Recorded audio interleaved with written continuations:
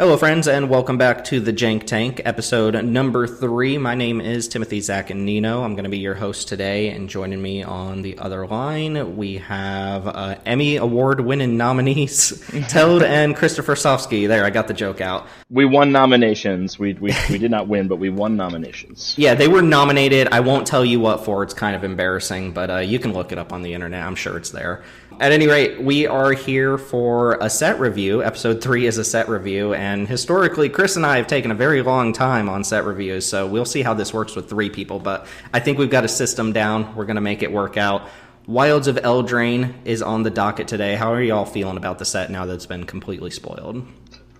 Well, I'll tell you, of all the things I expected from Eldraine 2, Candyland Boogaloo was not on my bingo card. I haven't found the art to be as sort of evocative of a generalized feeling as the previous Eldraine set. Maybe it's because it's not novel, but it feels partially like it comes down to the art direction a little bit. It just doesn't feel very coherent to me. Yeah, I didn't really get the same vibe either. Like I have serious issues with the Candyland thing. I think it just looks gimmicky and silly, and I don't hate it in theory. I just think it was executed kind of poorly. But it did feel like, and I'm sure Tim will get more into this later, but it did sort of feel like this just didn't hit the same way the first Eldraine did in terms of flavor. Yeah, we will have generalized thoughts about the set once we're done talking about all the cards here, but I kind of feel the same way, and I think it comes down to this just being a return visit to a top-down design set or designed environment / world where you kind of already used up all the top-down equity in the first world, so now it's just like world building for the sake of world building, but it doesn't have that same like evocative feeling as like cards like Ginger Brew and stuff like that. You just don't get as much of that in a return visit, but... let me ask you this. What are your feelings on Throne of Eldraine, the original Eldraine set from 2020? Does that set have a place in your brain anywhere? Is it good, positive, negative vibes for you when you think about that set? I really liked the limited format, despite the fact that was... I'm sure you guys remember that was back in the bot drafting days. Bot drafts, yeah. Merfolk's Secret Keeper. But I liked the limited format in paper, and I really liked the art direction a great deal. Well, as far as I don't even want to say necessarily negative. I think it's just kind of like an observation that many people have made. I'm not really adding anything new to the conversation, but Eldraine is often touched on as the jumping off point for serious threat power creep. When people talk about Magic, people talk about Bone Crusher Giant and Brazen Borrower and Questing Beast and cards like that. So, not to mention Fires of Invention, Oko. There was a number of cards from there. I mean, yeah, I sort of feel the same way. Like, I didn't play a lot of that limited format, but I feel like I have actually some pretty good memories. I thought the standard that was going on there was reasonably fun. I really got into the Blue-Black Rogues deck that was like off the back of Brazen Borrower, among other cards. And Brazen Borrower continues to be like one of my favorite cards in that set. I know it was really pushed in terms of power level, but Adventure is one of my favorite mechanics. And I thought it was really evocative, really flavorful. So I love what they did with it in that set. And what my favorite thing in this updated set is probably the Adventure mechanics still. We're going to get into mechanics here in just a second. I'll let you talk about Adventure since it's one of your favorites of all time, but it's obviously like an all-timer mechanic. I like the draft format too, but that was like right pre-COVID where everything shut down and I was still playing F&Ms at the store. There was such a different feeling about this set playing it on Arena with bots versus playing it in a pod, like in paper. It was 2 different formats, and I absolutely hated it in bot drafting. It was just so repetitive with the mill decks and the 7 dwarf decks and stuff like that. So I have a love-hate relationship with it, but like Chris said, when I think of Eldraine, I think of all of the power creep cards like Questing Beast, Embercleave, Great Hand. Like, you can go on and on. There's a huge list. Somebody on Twitter posted a list of 50 cards from Throne of Eldraine that still see play today, and it's just like all bangers. You have things like the Cauldron Familiar. Like, did anybody have Cauldron Familiar on their bingo card of cards that was going to get banned in a constructed format? Because I didn't.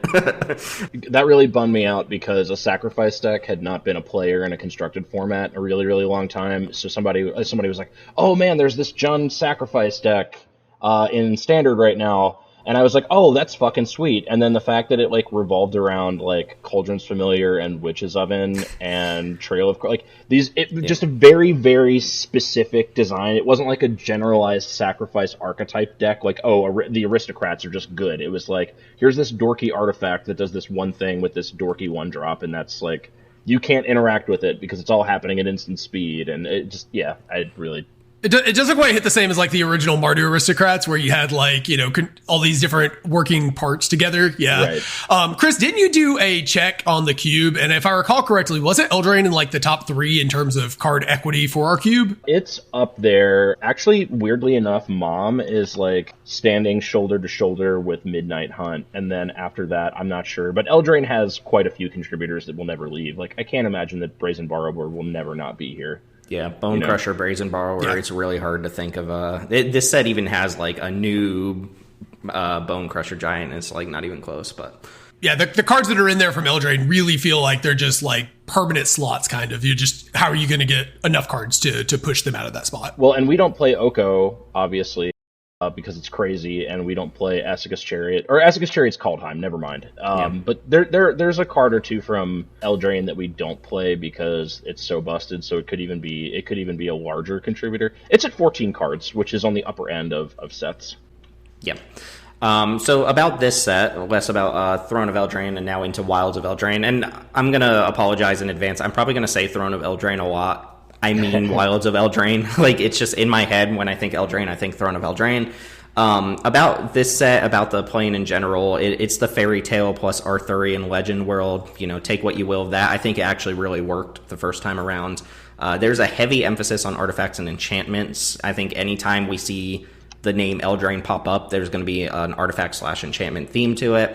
And then there's general support for things like fairies and rats. There's some interesting like limited archetypes, like activated abilities matters and tapping down your opponent's creatures matter. I'm not sure how much of that is actually going to crop up in what we're talking about today, but those are some of the themes of the set. Logistically, there is a bonus sheet, which maybe we should talk about bonus sheets on a whole different episode and how impactful they are or something like that. But this time around, we've got the Enchanting Tales bonus sheet, which is all enchantments and actually a bunch of bangers. A lot of it is like commander cards and cards that are designed for limited, but we're actually going to get some all-timers because of this bonus sheet. In fact, some of the best cards and most contentious cards that we're getting on this set review are from the bonus sheet, not from the actual set.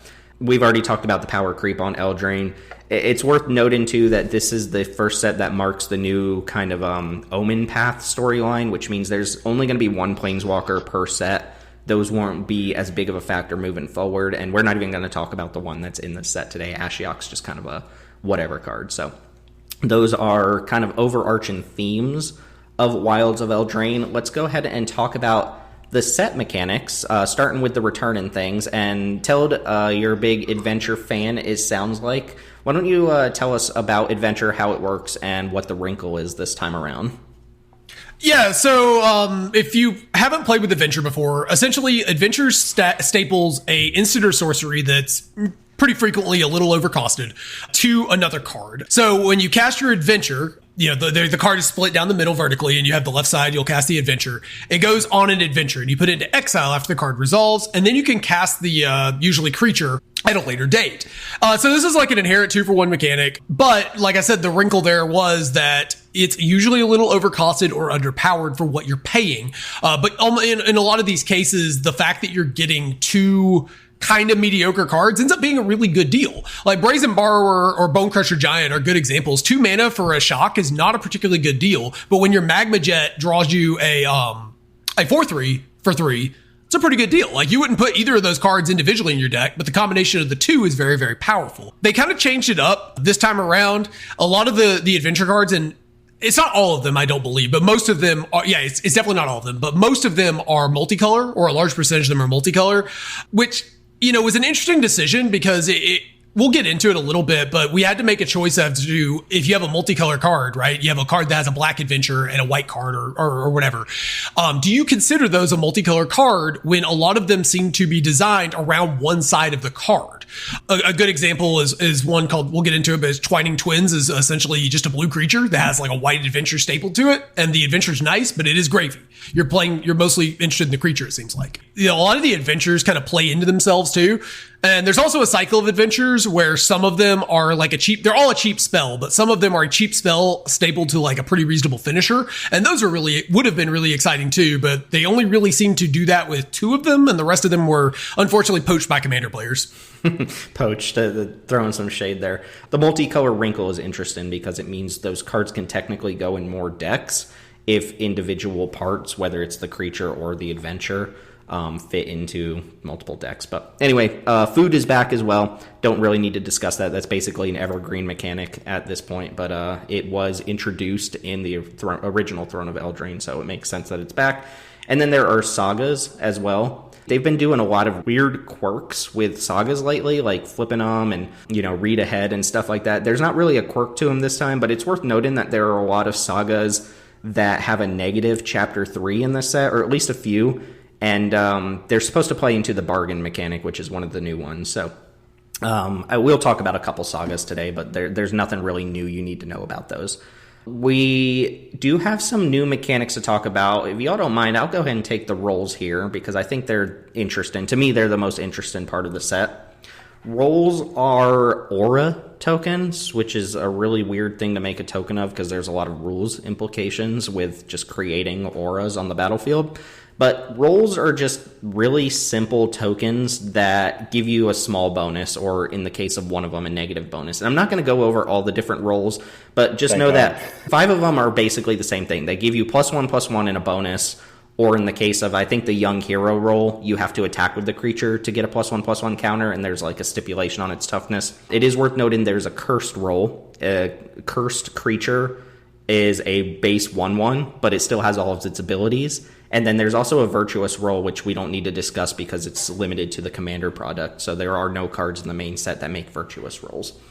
Just a little rules thing that I don't think a lot of people know. A roll replaces any other roll that was already on that creature. So if I have a creature come into play with a wicked roll and then I put a sorcerer roll on it, the wicked roll goes to the graveyard and obviously triggers its thing. But each creature can have up to 1 roll for each player. So my rolls don't knock off the cursed rolls that my opponent put on my creature. And that's not explicitly spelled out on the card. It's kind of like in the syntax of the card. But a creature can have multiple rolls on it if those rolls are controlled by different players. I think this is an interesting mechanic. It's obviously like Enchantress-centric, which is not something our cube cares about. It's obviously built to play into the bargain mechanic, which we'll talk about. I just think it's a nice cross-section mechanic between token making and enchantments and sacrifice, specifically for bargain and stuff like that. So I'm interested to see how this plays out, even if none of the rolls seem like they're really that important overall. They're just kind of small trinkety things, not quite like food, treasure, clues, anything like that. Just a new kind of token, and I think they're interesting. I do think it's a cool mechanic, but I will say that having 6 different rolls attached to cards is a lot of rules text to remember, and then they didn't put reminder text on a large percentage of the cards with rolls, so they just tell you to do a roll. And it's an increasing problem of reading the card does not explain the card. And I understand once you've played for a little bit, it won't be that difficult to remember these things. But I do like it better when you know what you're getting out of your card, and the lack of rules text being on things that are evergreen. Whereas this is a very niche mechanic that we're unlikely to see again unless, they have a very, very narrow set that wants something like this. Yeah, I don't know how much of this type of gameplay is going on in the world of Arena anymore. Probably more than I would guess, but I don't like the lack of reminder text. There's going to be a lot of confusion at kitchen tables. There's a cascading amount of that in Magic now. I don't like it either, but obviously, to some extent, these mechanics are being designed for Arena, if we're being honest. Yes. And this isn't going to be a problem on Arena at all because you'll just see the token in front of you. But in paper, like, I don't know if you've seen them, but the rolls are actually like 2 rolls per token, and they like flip around to the other roll, which is already confusing in and of itself. But enough about that. We'll talk about the individual rolls as they come up on individual cards. But bargain is an interesting, maybe it's not interesting, I don't know. Chris, you're the sacrifice guy in the group. What do you think about bargain here? Do you want to tell us what it is and just your general thoughts about it? Yeah, so bargain is effectively, you can sacrifice an artifact, enchantment, or a token. Any kind of token is an additional cost to gain some benefit. Kicker. It's narrow. It obviously is going to play really, really well with a bunch of the cards in the limited format, creating these roll tokens, like these enchantment tokens, which it feels so weird to say enchantment token out loud. But yeah, I mean, I don't think it's going to have a lot of broad applications for cubes. Now, that being said, a lot of sacrifice decks do, like, leverage tokens if you go into white. But your traditional, like, heavily black sacrifice deck does utilize tokens, coming from cards like Bitter Blossom, which I'm excited to talk about. But you also, you're doing a lot of sacrificing of your recursive creatures, of your Bloodghasts, of your Skyclave Shades, things like that. So I think Bargain's going to be a little narrow outside of some specialty cubes. Notably, though, it's kind of cool. These cards do have implications for, like, very artifact-heavy, like, cubes, or artifact-themed cubes that are playing a lot of eggs and stuff like that. It may not, like, explicitly say this is an artifact card on a card, but if you're trying to do an artifact sacrifice thing, Bargain might be something that you want to look at. The fact that it's kind of just an effect we've seen before, but they removed the fact that you can sack normal creatures. It threw me off on a number of cards. I had to reread all the cards that had like the bargain text a number of times and reevaluate them. And it did cause me to come down on quite a few of them. There's still a few of them that I like because they're either direct upgrades or the upside is high enough. But I felt like the only bargain cards that I've ended up becoming interested in were the ones that you're getting a card we already see. And then if you can bargain it, you get an upside that is normally not present on those cards. This is kicker, right? It's kicker with like a small wrinkle to it. So it's not the most exciting thing in the world, but like Chris said, it's got some thematic implications. And we'll talk about a few bargain cards today. Celebration is a complete throwaway mechanic. You get a small benefit on Celebration cards if you had two or more non-lands enter the battlefield this turn, and that's all we have to say about it. It's literally on like a bunch of Boros cards, and I think it is the Boros limited mechanic, but it's such a throwaway mechanic that like nobody even cares about it. Maybe there's one or two cards that are interesting, and maybe it makes you play like raise the alarm type cards at a higher rate or something like that. But I feel like even if you have a tokens deck in your cube, and ideally like you are having turns where you're having multiple non-lands enter the battlefield at the same time, like you're not going to do it every turn. It's going to be a little narrow for a lot of cubes to find a slot. Because your cube slots, they need to, like, your tokens cards need to be good cards that make tokens, or they need to be good cards that happen to benefit tokens. I think Celebration is a little all in, and, like, if you try to put something like this in a token stack in your cube, you're just not going to find it triggering as much as you want it to.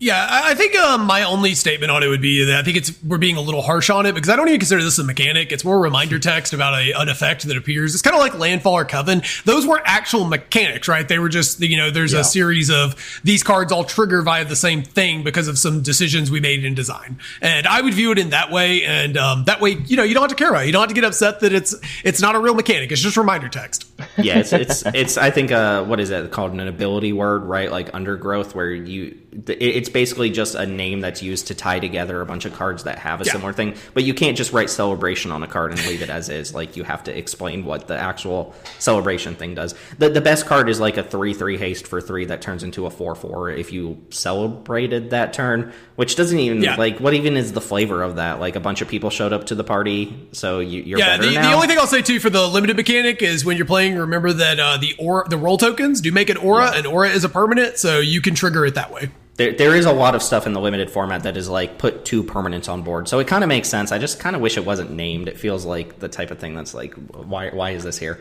By the way, Tim, in any future mechanics discussions, please don't say the word Undergrowth, because every time you do it makes me very sad. I thought about you. I saw your face and I was like, oh, Undergrowth. It makes me so sad, man. Just one good card for Undergrowth, just one would have been good. Speaking of Chris here for just a moment, speaking of Chris, I thought he was going to gush a little bit more about Throne of Eldraine because his boy Rankle was in the set. And Chris made a name for himself early on in this community. I don't even know if it's true anymore for being like the biggest Rankle stan in the world. Like, I can confirm, I've tried this out. If you go to your bathroom and you look in the mirror and you say Rankle Master of Pranks 3 times in the mirror, Chris comes out and starts beating your ass. Like, yeah, you don't want that. You don't want that. Don't do it. It really works. Say one thing about Chris. He likes his 4-drops to die to lightning strike. Okay. Hey, Rankle's good. Rankle's good. That's all. It is good. It is good. Rat tokens. There's a lot of rat tokens. I think we might actually even talk about 1 or 2 cards that make rat tokens, but it's like almost a mini theme. I think it's like the red-black theme of this set. It's supposed to be the Pied Piper is like the red-black theme. But if we talk about rat tokens in this set, they're 1/1s that can't block. Tell, you said they're similar to decayed zombies in that sense? Yeah, my kind of speculation when we saw that rat tokens was going to be a mechanic is it was going to end up being in the same vein as they were just going to slap it on as a bonus for a bunch of red and black cards. That seems to be the case. There's a number of cards that just like make them, and they're not great, but they're decent. They'll be decent little attacking creatures, particularly with anthems, and they work well as game objects to sack, which is awesome. I love these kind of effects because I like when you get more tokens in the game to work with our sack effects, particularly at peasant. And I like that these can't block because the downside of cards that make a bunch of tokens is it extends the game and makes it, gums up the board really hard and slows down games too much. And I like that these not being able to block means they could put it more aggressively on cards.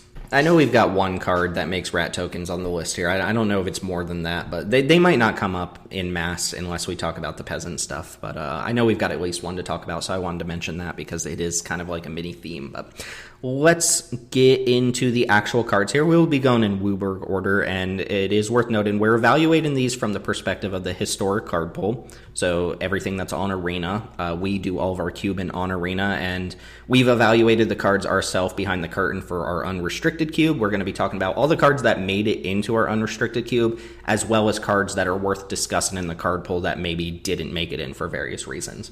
We are going to start off with white, with a card that absolutely made it in because I think we all agree it's really interesting. This is a Werefox Bodyguard. 1 white for a 2/2. It is a elf fox knight. It has flash. When it enters the battlefield, exile up to one other target non-fox creature until Bodyguard leaves the battlefield. So that can exile your opponent's creatures or your own creatures. No restriction on it. You can also pay 1 white, sacrifice the Bodyguard, gain 2 life. So this is like instant speed, Banisher Priest. That can exile your own stuff. So kind of like Lagrella in that sense, where you get to kind of pick and choose what gets exiled. The sacrifice clause is really kind of dorky, but I think that's a way to get your own creature out from underneath it if you use it as a way to protect it. So for Historic Cube, I personally like this better than Skyclave Apparition, which is not a commentary around Skyclave Apparition broadly across all formats in Magic. Skyclave Apparition is obviously like really amazing into a bunch of like cheap artifact acceleration, and like lockout pieces and things like that in more powerful environments like Vintage Cube. But what I really, really enjoy about Werefox Bodyguard is not only can it be cast effectively as a protection spell, which is something that something like a Brutal Cathar can't do, but it also has flash, which is huge. Being able to decide on your opponent's end step whether or not the thing that they most recently put into play is the thing that you actually want to be Banisher Priesting, or Banisher Priesting something like a Judith mid-combat to remove the bonus that your opponent was depending on when they did their combat math, or like their Blood Artist if they were like, I'm going to make this terrible swing into you because I'm just going to drain you out and win. Being able to mess with combat like that is really, really nice. Like, flash is an amazing keyword for all the reasons that we understand it to be. And this plays really nicely next to cards like Spell Queller, right? Like, this is a Banisher Priest that I'll play in my white proactive, like my mid-range or my aggro deck. But I can also put this into like a flash speed, Archangel Abyssin, Spell Queller, Brazen Borrower, blue-white flash speed tempo deck, and all of a sudden I have this nice flash piece of interaction that comes on a creature. It also has implications for the Blink deck with the sacrifice mode, so you can like make a broad swing with your board, and then if your opponent just lines up a block where this was going to get eaten anyway, you just sack it and gain the 2 life. If they decide that they don't want to play into that, you just chip in 2 damage and then you sacrifice to get your creature back. So this just has like a lot of really cool edges on it with the flash and being able to target your own stuff, and I think to me this is the most interesting Banisher Priest they've ever made. Definitely a lot of angle shooting on this one where, like, when we started talking about it, I just got higher and higher on it because the number of small advantages that you can accumulate with this card. And it seems like the kind of card that, as is often true with Flash, like being able to delay the decision both makes it easier to make your decision and also allows you to make more meaningful decisions. You can use, the additional information of what your opponent plays out of their hand and all that sort of thing. So I love cards like this. I think this is the first truly modal card that we've seen in this vein. Where it can activate as a protection spell or as a removal spell, which is super cool. Because I know we had the one out of Kaldheim that we could protect our creatures and it had flash, but it couldn't do anything to our opponent's board, which made it, kind of bad. Yeah, Glorious Protector, I think, was the name of the card, which we tried out at one point. But yeah, I mean, it's got modality to it. Like, you can use it proactively and defensively, which are is a nice option on this type of card. 99% of the time, these are just, sorcery speed, 2/2s for 3 that exile something your opponent controls, and then they get something back when it dies. And the fact that this can exile your own creature gives it just so much more modality. Like, this is a 5-mana blink spell if you really need it to be, but I think we're all really high on this card, interested to try it out. Yeah, Werefox Bodyguard. If you know why it's elf, please tell me in the comments, in a proper manner why it's an elf, because I have no idea. Moving on to maybe not the most exciting card in the world, but somehow just a really good cube card. Cheeky House Mouse, which are words that just came out of my mouth. Cheeky House Mouse is a single white mana for a 2/1 with flavor text, so Savannah Lions, but it has an adventure for white mana called Squeak By. Cheeky House Mouse and Squeak By. Where I'm saying these things on a Saturday morning. The adventure is a single white mana for a sorcery. Target creature you control gets +1/+1 until end of turn. It can't be blocked by creatures with power 3 or greater this turn. So, who would win in a fight, Savannah Lions or this mouse? I guess they're evenly tied for whatever reason. Must be a kick-ass mouse. Like, this mouse must have, gotten into something. Presents a really horrifying situation of the size of creatures on Eldraine, right? Just this takes down a lion. I'm picturing it now, on the Nature Channel. There's a lion in a fight with an actual mouse, and the mouse is holding its own and fucking the lion up. I would watch that. Yeah, I mean, I don't know if there's a story here or not that this is referencing, but it is just funny to see a 2/1 stat line on a mouse compared to all the other 2/1s we have access to. But this is not an exciting card, but it is just a good Savannah Lions for us, right? Yeah, I think this is probably in the upper half of 1 mana 2/1s, at least especially on the client we have, because we don't have cards like Kythian Hero of Akros. None of the text that's on any of these 2/1s really matters most of the time. Usher the Fallen sounds awesome until you realize you're just spending all of your mana every turn for the first 5 turns of the game. And this one being 1 mana means that it actually probably has more meaningful text when you draw it in the mid game. Squeaking By an Adeline to attack past, say, a Cavalier of Thorns that's bricking your board sounds pretty awesome.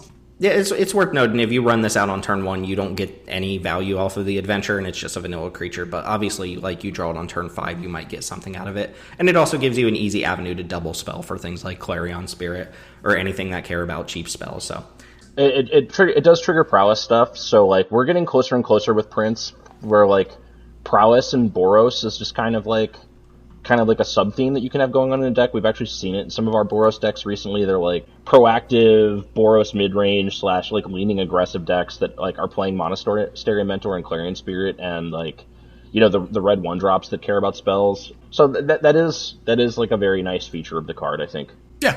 This reminds me a lot of Fairy Guidemother from the first Eldraine, except a 2/1 stat line is just generically better because it forces trades with more creatures. Yeah, the Guidemother's not as good when it's actually on the board, and this you're happy enough to run out on turn 1. So the next one, just roll through this one really quickly because it's just a new removal option that's not super exciting. This is Stroke of Midnight, 2 and a white for an instant. This one's uncommon. Destroy target non-land permanent. Its controller creates a 1/1 white human creature token. So if you're familiar with the card Generous Gift or Beast Within, it's kind of like that for anything that's not a you can't hit a land with it, but you can hit an artifact, enchantment, planeswalker, and it gets replaced by a 1/1. It is 3 mana, so once we start talking about that in comparison to removal that we already have, Fateful Absence, we have Swords to Plowshares, it's kind of hard to compare this in the same category as the best white removal, but if you're looking for decent white removal, you're not necessarily trying to power maximize, I think this card's fine. Tel, you pointed out, this does kill anything, but removal spells that replace the opponent's card with something that they can still tangibly use usually don't make the cut. Yeah, especially not 3 mana. I think if they'd pushed this to 2 mana, it would have had to been a rare, and it probably would have been just good enough to try. 2 mana is really the break point where it's all right, I can handle some downside. Funny enough, it's more interesting in unrestricted than peasant, despite being an uncommon, because the kind of non-creature permanents that you're going to want to kill are just much more threatening in that format. Do you guys like this better or worse than an O-ring? An actual enchantment O-ring, I think usually sticks. But I don't know. My problem with those cards is that you can usually find a way to pop them off the board and then just get your card back. I think this is probably worse than an O-ring. It kind of depends. We were talking about kind of the instant sorcery, Boros-y sort of thing, and I mean, maybe you could get that there, but it's just the 3 mana is really it's a deal breaker for me personally. I don't, especially giving my opponent a 1/1. The decks that are most going to want this are the decks that are probably going to be susceptible to that fact. If you play this in your aggressive deck, you're giving your opponent a chump block. You play this and taking your whole turn. If you play this in a control deck, you're giving your opponent a 1/1 to keep attacking you with. Like, The only reason I had mentioned it is someone in our Discord said they thought this might be a better inclusion than Declaration in Stone, but I don't know if I agree with that necessarily. No. 2 mana. Sorry. If this costs 2 mana, I'd be down for it. But yeah, 2 mana versus 3 is just a big deal in our environment. It's very, very efficient, very cutthroat. And I do think this is cool, though, for an uncommon. It's definitely more interesting than this sort of effect would normally be. Yeah, so let's move on to big splashy enchantment here. The commander players throwing the constructed players under the bus, I guess, as Teld would put it. Virtue of Loyalty is the first of the virtue cycle. We're going to talk about 2 of these today, I think. These are the cards that Teld mentioned at the top of the video. They're the big flashy mythic cycle. They're really cheap spells on the adventure half, and then there are these kind of big splashy enchantments, like game-winning enchantments on the main card. But the adventures, for the most part, are kind of like on-rate cards. And we'll talk about whether that's true or not for this one. I thought this was interesting, so I threw it on the list. You guys can let me know what you think of it. But to read the actual card, Virtue of Loyalty is 3 white for an enchantment. At the beginning of your end step, put a +1 counter on each of your creatures and untap them. And then the adventure is Ardenvale Fealty, which is 1 and a white for an instant. Create a 2/2 white knight with vigilance. So a 2/2 4/2 with flash, basically. The reason I put this on the list is because I was thinking that that's kind of an on-rate effect, 2 mana for a 2/2 flash. But Chris, is that actually on rate? Is a 2? Would you be excited to put a 2 mana 2/2 flash in your deck? I don't think I'd be excited. It doesn't suck. Like, the fact that it's flash speed is kind of nice, but like, I don't want a 2/2 flash ground dweller in my like blue-white tempo deck, and I don't want the back half in my blue-white tempo deck. And then the control decks where like don't want this, obviously. I would have liked to have seen this be a sorcery and have the creature that it creates be marginally better in some way. But then, honestly, then it might just be too good. I'm not really sure. I'm not super excited about the front half. It's fine. Yeah, it does seem eminently fair. Teld, you pointed out when we discussed this a little bit, a couple days ago, that if this was a combat trigger on the enchantment instead of an end step trigger, you'd be probably a little more interested in it. Yeah, I actually think if this was a 2 mana 2/2 flash vigilance, that would be good enough if the 5 mana side let me push combat damage, because then I could like instep, put this into play, right? Then we play the enchantment on our turn, and we get to immediately have a 3/3 attacking, and that's pretty reasonable. But this is an instep trigger. So how often do you find yourself in pure board stalls in the unrestricted cube? Because I just look at this and I think that, man, it would be great if I could just jam Tristani instead and give all of my dudes +1/+1 immediately. Yeah, that was kind of my knock against it after thinking about it a little bit, is that the board stalls don't actually really happen in our cube that often. They do happen, but if you sit down and play 3 matches, you're going to have a board stall like maximum, maybe 1 game, over 3 matches. So you don't really get the time to just sit there and throw out a 5 mana enchantment and start building up a board and stuff like that. It's kind of the same reason I'm not a huge fan of Mikaeus that often, is you don't really get to do the tap, put a counter on it, tap, put a counter on all my creatures thing like every other turn. Yeah, this being an end step trigger is a little bit weird. I think for your big splashy mythic, you could have baited a combat trigger, but maybe it'd be too good. Maybe untapping creatures has something going on there too, where you're untapping creatures with good tap abilities or something like that. But ultimately, I think the adventure is probably behind rate, even though I didn't read it that way. And then the timing on the enchantment is just a little bit awkward. So this one probably doesn't get there, even though I do think this is one of the more interesting designs, that we could talk about for Cube. I think there are probably cubes out there that are just interested in putting power and toughness on board. If you're playing a cube where you've got like a deliberately lower volume of interaction because you like combat math, and I don't want to say you like board stalls, right? Because board stall kind of has like a negative implication, but you like having each player have multiple creatures on board and have combat and figuring out who can attack, when it's best to attack, whatever. If that's like a feature of the gameplay that you're looking for, then first and foremost, you're probably talking about, for lack of a better way to put it, maybe like a slightly less quote-unquote powerful cube, because it's going to be a little less fast if you're using those 2 words interchangeably. But like, I could see this for some cubes, and I'm also willing to bet that this would be pretty good in the current iteration of the official offering arena cube. This would probably be a pretty playable card. Oh yeah, this would probably be a banger. I'm actually a fan of the designs of these kind of cards. The Lucky Paper guys, Tim, you posted like a comment they had made that they like these designs that are, like an efficient enough card on the front end that lets you also play a game-winning back end or something along those lines. Yeah. And I'm a fan of, I was a big fan of Valky when we ran it. And I like these kind of cards that are like a playable 2-drop stapled to like a big splashy 5, 6, 7 mana card that is worth getting to. I just think, like we were talking about, the sort of upside that this one is providing just doesn't quite get there. I also just want to throw out that I don't understand why we're untapping our creatures. If we have good attacks, we don't need the +1 counters at the end step to get our attacks through. And if we don't have good attacks, the untap doesn't matter because we already didn't attack with our creatures in most cases. Like, obviously that's not blanketly true, but you kind of get my drift. Yeah, I'm not sure. It seems like it's thrown in there to just give the card a little bit more oomph, which is fine. There's also a weird Rings to Brighthearth nod in the art, and I'm not sure like if there's a reason for that or not. I do like that this cycle, the Sirs from the original Throne of Eldraine are each on their corresponding card, so that's Sir Alan, the Lion's Claw in the art. And I will say, just in terms of Eldraine not really feeling as Eldraine-y this time, I would have liked to have just seen the Sirs have their own cards with the actual, like, a reflavored version of the Sirs. Because we get another Broken Sir Conrad, too. Yeah, like we need another one of those. Speaking of broken cards from Eldraine, that card was an uncommon, but... next one up, this is a Tim suggestion. We get a Tim suggestion on the board here, which I kind of like this card, but it's got competition. This is 3 Blind Mice. It is a saga for 2 and a white. It is a rare. Chapter 1, create a 1/1 mouse token. Sure. Chapter 2 and 3, create a token that's a copy of target token you control. Chapter 4, creatures you control get +1/+1 and gain vigilance until end of turn. This is taking Wedding Announcement spot in everybody's cube, yeah? Yeah, totally. Yep, definitely happening.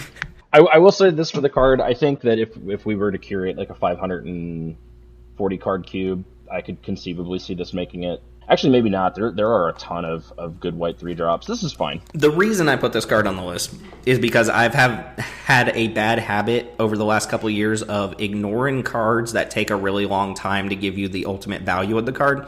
So things like Fable the Mirror Breaker, actual Wedding Announcement. These are cards that I famously underrated because I was like, oh, you don't get the full benefit of the card until turn 6. So I'm starting to learn that cards that give you an overall package of effects are worth it, even if you get a gradual drip of those effects over time. Obviously, the problem with this one is that if that first mouse gets killed out from underneath it, then you need to have another token on board in order for it to do anything at all. And Chapter 4 isn't even as good as a permanent anthem from Wedding Announcement. So just the direct comparison, this card's much worse. Even though there's technically a higher upside because you can copy any token with Chapter 2 or 3. If you have like a 3/3 beast on board or something like that, then you can go copy, make it 3/3, copy, make it 3/3. But That's just not going to happen that often. What's going to happen is you're going to run this out on turn 3, they're going to kill your mouse, and then your saga is not going to do anything. Well, and tokens tend to be 1/1s anyway, right? In the vast majority of cases, creature tokens tend to be 1/1s. Yeah, I think if you're running a cube where the Selesnya populate mechanic, and this isn't on the historic card pool, I don't believe, but if you're in an environment where that's like something you support, where, they're making different tokens, you got angel tokens or Voice of Resurgence type tokens or whatever, this is a pretty cool card because you get 2 triggers of essentially populate, which is a potentially powerful mechanic. I also have some flavor issues with this card. I just want to throw out, these are presumably blind mice. Why are my blind mice able to block, but my rats are not able to block that presumably have vision? Did you see the squeaky house mouse? Like, that thing's swole. The mice are clearly better than the rats on Eldraine. I don't know, that's not apparent to you or something, but squeaky house mouse beats up bears, so that's probably enough on this saga. It's obviously just worse than Wedding Announcement, which it's going to be hard to usurp Wedding Announcement as like a slow drip token generator type card with a good outcome at the end of it. So I want to do my due diligence, because I've missed cards like this and I see a potential in this card, even though I think it's outclassed. The first card in blue is not. I almost said Twinning Twins. I did that on purpose. Yeah. Yep. Oh yeah. God damn it! I didn't even realize Chris added another N in there. So no. I just cut the extra N. So. Okay. I see what happened. Twining Twins. Tell, this is a card that you wanted to pitch, and I think you were more excited about in general. So why don't you go and tell us about Twining Twins? Yeah, so one of the things, you've been learning about like slow drip value. I think one of the lessons I've learned is just how important stats are in modern Magic. And, this is a card where it's a 4-mana 4/4 Flying Vigilance Ward 1. That is a 4-mana Sarah Angel with upside. And while Sarah Angel is not like a playable card anymore, anytime I see a blue creature with like big kind of stats for its size, particularly with some sort of evasion, and in this case, it even attacks and blocks in the same turn, while also being, a little less blowoutable by like a Doomblade, you have to pay 3 for it. I just see this sort of stat block and I'm like, okay, maybe there's something going on here, especially when it's, it's stapled to the front half of a momentary blink. So its adventure is 1 and a white, exile target non-token creature, return it to the battlefield under its owner's control at the beginning of the next end step. It is worded in the Flicker Wispy kind of way where you can't kill a token, but you can remove a blocker temporarily to squeeze through damage if you want.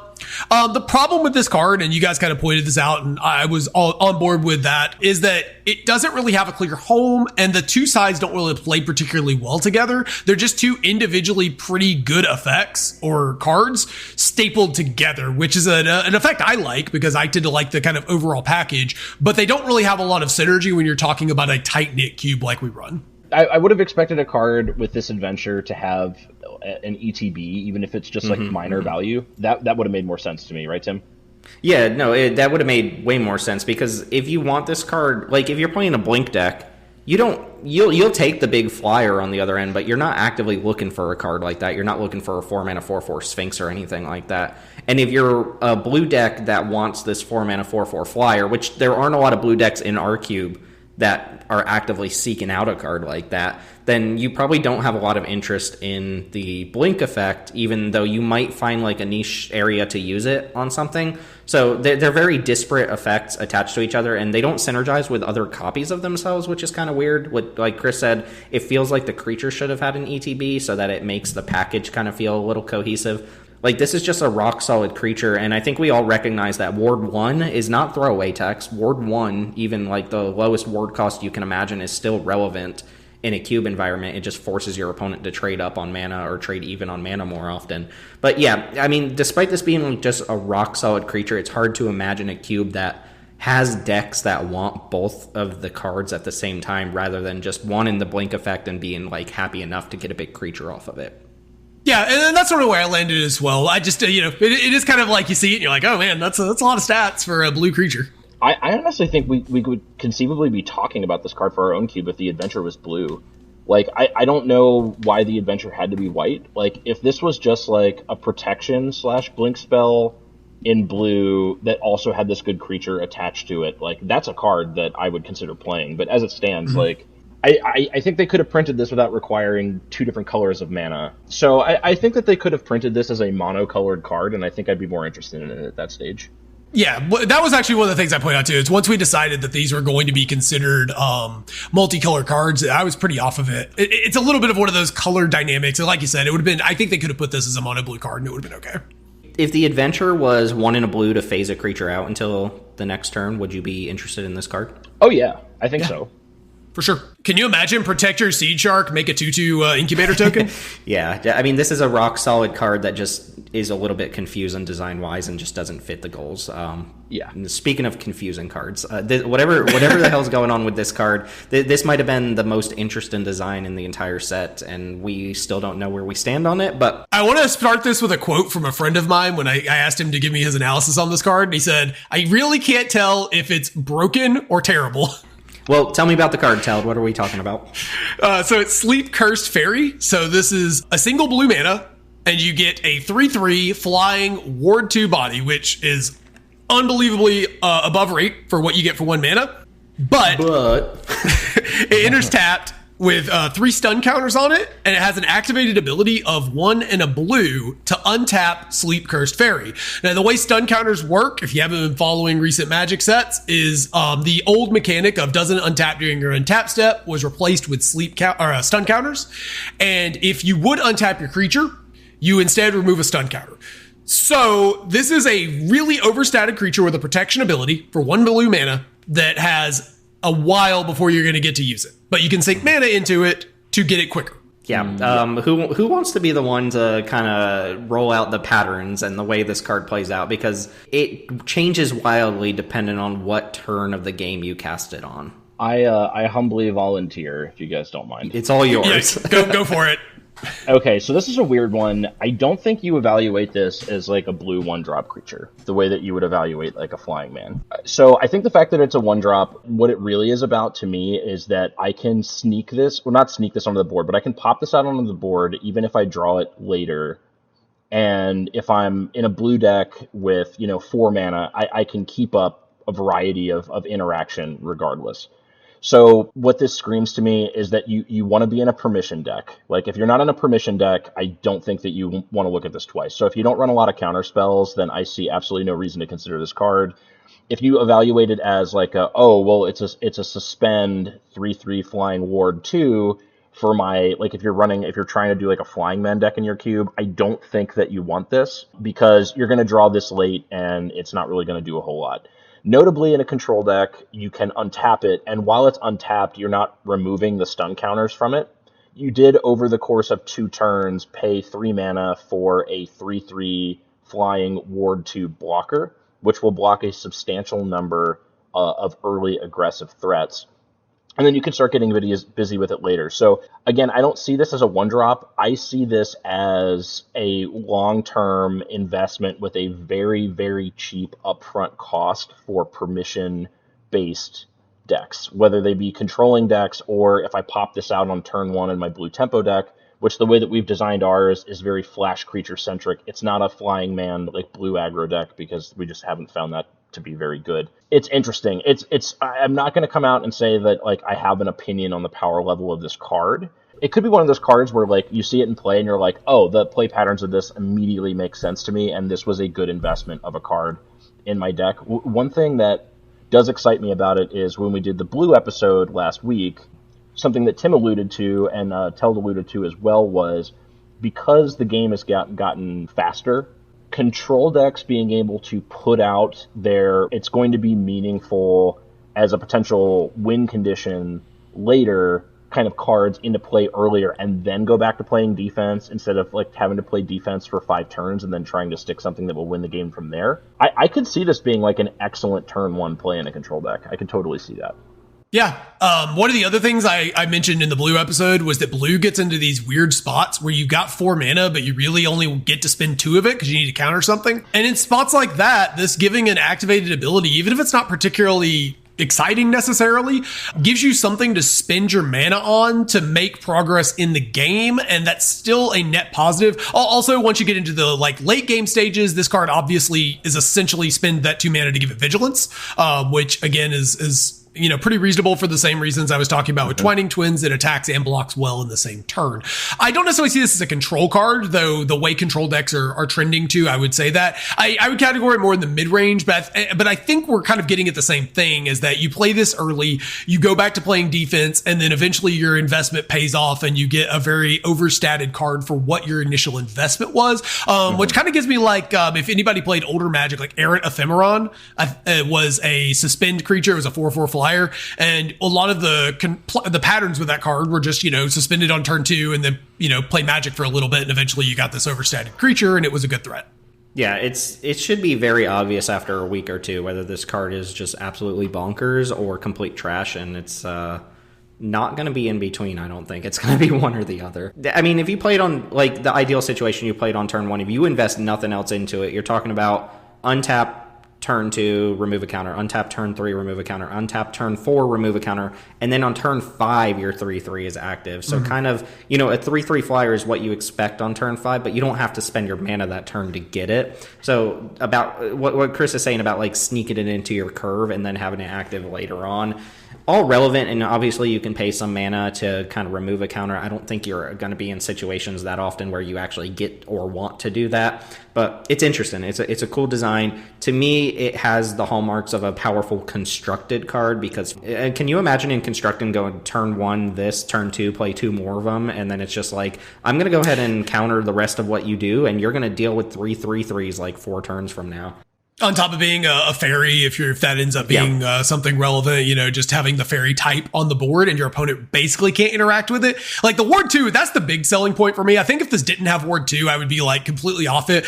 But once I read Ward 2, I started pushing to test this pretty hard because it's just so hard to get blown out with this card if the rest of the card comes together, right? A lot of the time that these kind of cards have a problem of you put this investment into them of time or resources, and then your opponent just spends 2 mana and kills it. But like your opponent is at minimum bolting this for 3 mana. And like, I mean, if I play this on turn 1 and my opponent at a later point has to spend 3 mana on their lightning bolt into my permission deck, like, I mean, I'm not saying I'm happy about it, but it's a much better deal than 1.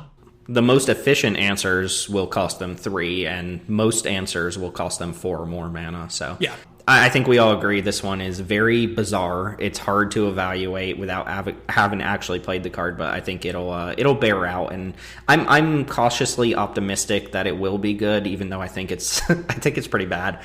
We talked about it. Imagine you draw this on turn 4 and you're against an aggro opponent. It just feels so miserable at that point. So, you know what? That's why the white enchantment untaps creatures. It gets a stun counter off of this. We figured it out. All right, we cracked the code, boys. Let's get it in there. I sense some potential here, and I think that if this ends up having satisfying and good play patterns, it's going to be one of the more interesting blue creature designs I've seen. Yeah, this one's fascinating me. I've put more thought into this particular card than probably the rest of the set put together. You have to like sit there and you're like thinking back to all the gameplay patterns that you've had in the various blue decks in the cube, and it's just like, is this going to be good? Because I'm a Surge Engine fan, and it's kind of got vibes like this, but it doesn't block, which is really concerning because Surge Engine at worst you can at least throw it down on turn 2 and like trade for a removal spell or a creature. I'm looking forward to Doug telling me it's cracked over and over again and then playing it myself and being like, what are you talking about? We agreed ahead of time that Chris only gets to talk on this episode if he's talking about generic bread and butter cards. So, Chris, I'll let you go ahead and talk about the cantrip that we're getting from this set. So there's not really a whole lot review-wise to talk about with Sleight of Hand. Sleight of Hand is a single blue mana for a sorcery. Look at the top 2 cards of your library, put one of them into your hand and the other on the bottom of your library. This is a mid-tier cantrip throughout Magic's history. The reason that it is on this list is if you are curating in the historic space, you know as well as we do that we don't have the density of 1-mana cantrips that you would see in traditional cubes or that the color would like, and this is just a good get. We're just happy to get this. I like this better than Brainstorm. If I see this in Brainstorm in the same pack, I'll probably take this over Brainstorm every time. I just generically disagree with that statement, but I don't want to get into that argument here. Fair enough. I'm not saying Brainstorm is bad. Well, Brainstorm is an instant, so that in and of itself might just make it like purely better. This is sorcery, but I recognize that it's not a statement on the power level of the card. I just don't like putting stuff back on top of my library. I just don't. I don't like the way it feels. So I would rather play Sleight of Hand. I might backtrack on saying that I think that this is necessarily better than Brainstorm, but regardless of like your ordering of cantrips, with the current setup that we have to take advantage of graveyard shenanigans and stuff, I think this is more powerful than like a Thought Scour would be. I think this could have had almost any text as a 1-mana blue cantrip outside of like Tempted by the Ring. If it had any actual deck manipulation text on it, it was going into this cube because we just don't have enough of them. Yep, and that's really all there is to say about it. And the art is pretty funny. There's this doofusy farmer getting hoodwinked by a sleight of hand artist, but the goose behind him knows exactly what's going on. I love this art. The goose is just like, this is one of my, like, this is a nice reimagining of an art and just really giving that Eldraine flavor. For some reason, like, geese are just a big thing on Eldraine, and like, I just love this goose is like, yeah, I'm on to you. Somebody at R&D was clearly like, more geese in the set. Geese. Hey, look, they were appealing right to my demographic. I didn't realize it, but I'm a goose guy, guys. The flavor text is, the farmer was amazed to see the penny vanish into thin air, but the goose knew he'd just slipped it to the fairy. It's you have to look at the art like in conjunction, but like it's great. It's a pretty funny, like, cheeky little joke, and I'm just happy to get the cantrip. So. All right, I wanted to throw 2 quickies on this list real quick in relation to our last episode about blue and how we asked for better counter magic. And I think it's hilarious that we're getting Disdainful Stroke reprinted in this set, and despite Disdainful Stroke having been printed in like 6 or 7 other sets, this is the first time it's been bumped up to uncommon, which I get why. Like, for the limited environment with these expensive adventures, it makes sense to have the permission maybe be a little more restrictive. But I think it's just like the biggest like haha eat shit. Like, someone heard our episode and they were like, "Oh, you want better counter magic? Well, here's Disdainful Stroke as an uncommon. How do you feel about that?" I think it's also just to keep from having like 7 Disdainful Strokes floating around at the end of a draft. But yeah, it was very humorously timed. The timing is hilarious. There's another one here, which is not a cubable card, but I wanted to mention because it's a step in the right direction. This is Quick Study, which is 2 and a blue for an instant. It's a common draw 2 card. So changing it from sorcery to instant makes it a lot better. Doesn't make it cubable, but we were saying, specifically I was saying last episode that I wanted to see blue card draw get pushed so that blue was now the king of card draw again, which I don't think it is. Go listen to that episode if you want more details about how we feel about that. But if this is a common now, like if you can push divination at common, imagine what you can do with a draw 2 at uncommon or rare or even mythic, right? It reminds me of what's the 3 mana 2/1 that enters the battlefield, draws a card and loses a life, like gains a life, the dwarf, yeah, like when that card came out, that's not an exciting card. It's still not an exciting card. It never was, but that was like the first time we'd seen white creature ETBs draw a card, and it was this clear indication of things to come. The representation of a structural change. Yeah. A year later, we got Inspire and Overseer, and now white just has really good card advantage. I hope this is the same trend for blue, where we're going to see better card draw moving forward. It shows me that somebody at R&D has recognized between this and the Lord of the Rings counterspells that blue does need a bump in power level, so they're thinking about blue in a way that we actually want to see it progress. Yeah, I will say the MTG Cube subreddit was like oddly excited about this card, and not for the reasons you're mentioning, but like actively excited to try this out. And I'm really not seeing it. Like, this is still a bad card. It's just not better than Thirst for Discovery, right? Thirst for Discovery just seems more card, right? No. Thirst for Discovery, is it strictly better? I mean, it might be strictly better. Because Thirst can make you discard 2. You have to discard a basic land to Thirst. I'm with Tim that I don't think this is good, but I like the direction that it's suggesting. Yeah, I'm curious. I'll go read the subreddit. Well, actually, no, I'm not going to spend any time on Reddit today. So that's a lie. Let's talk about a couple more blue cards and move on. We very briefly touched on this one and decided to pass on it, but I am interested if you guys have an opinion about this. This is Gadwick's First Duel. It is a saga for 1 and a blue. It's an uncommon. Chapter 1 creates a cursed roll token attached to up to 1 target creature. A cursed roll makes the enchanted creature base power and toughness 1/1. Chapter 2 is Scry 2. Chapter 3, when you cast your next instant or sorcery with mana value 3 or less, copy it and choose new targets for the copy. I thought this was a interesting, slow, grindy card that's going to nerf one of your opponent's creatures and then eventually let you just double spell. So you will be getting a 2-for-1, maybe even a 3-for-1 off of this card if you can take an opponent's creature out. But is it too slow? Like, you're going to get something off of it. Between Scry 2 and Chapter 3, you should be set up to copy a spell, whether that's a cantrip or a removal spell or something. Is it just too slow? Is the curse roll a lot worse than it seems? I think in retail limited, the curse roll is very frequently going to actually, functionally kill something. But the thing is in the unrestricted is so many cards just have text that makes them relevant regardless of their stat line. Curse roll does not remove abilities. Yeah, you throw this on a Radagast or like an Adeline and it's still pushing pretty hard, right? Like, it's not just magically bad now. That being said, like, there's a lot of text here. I could see us swinging back to this card at a future point and being like, we undervalued it a little bit and maybe we're interested in it. But you have to have a spell to cast off the third chapter, and while that's super likely with the Scry 2, it isn't an absolute given that you're going to have a good spell to cast that you want to copy on that turn with the timing restrictions. It's like 2 turns down the road, game states change. Can't be a purely reactive spell, and like doubling permission is like rarely has a point anyway. I'm going to keep my eye out and see if there are any like rumblings about this as like a sleeper down the road, because I could see it being that. But as it stands, I think it's just like not quite there for rarity unrestricted cubes. Let's say the curse roll didn't remove like activated abilities, but maybe it removed like triggered abilities or statics or something like that. That would be one thing, yeah. But so many powerful creatures, as Teld already touched on, have statics or triggered or activated abilities that this just is not going to answer. So like, this doesn't deal with your opponent's Blood Artist, it doesn't deal with Defiler or Vigor or cards like that. Misery Shadow can just laughs at this one.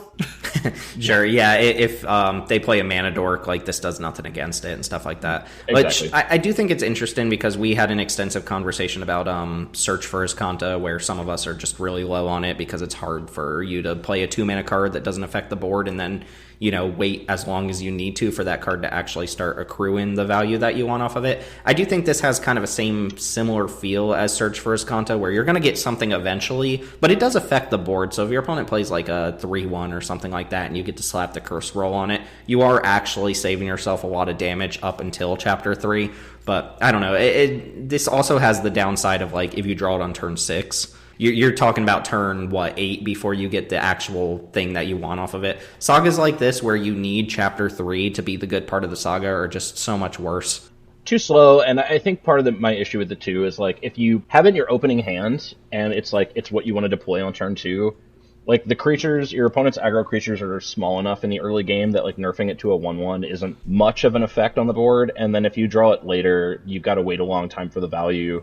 So I think for unrestricted cubes, this is just not quite there. Yeah. The last blue card is Spread and Seize, which is, I think, is this the first enchanted tail we're talking about? I think it is. Yeah.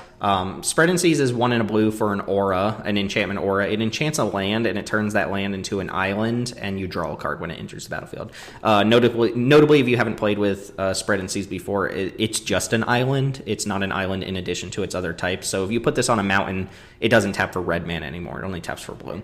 The only reason I'm mentioning this is because I think we have pegged the creature lands like Den of the Bugbear, Lair of the Hydra as problems for blue control decks, and we actually even cut those from our cube so we could give our blue control decks a little more breathing room. I don't think we should play Spread and Seize necessarily, but I do think it is an interesting answer in the card pool if creature lands specifically are a problem for your control decks.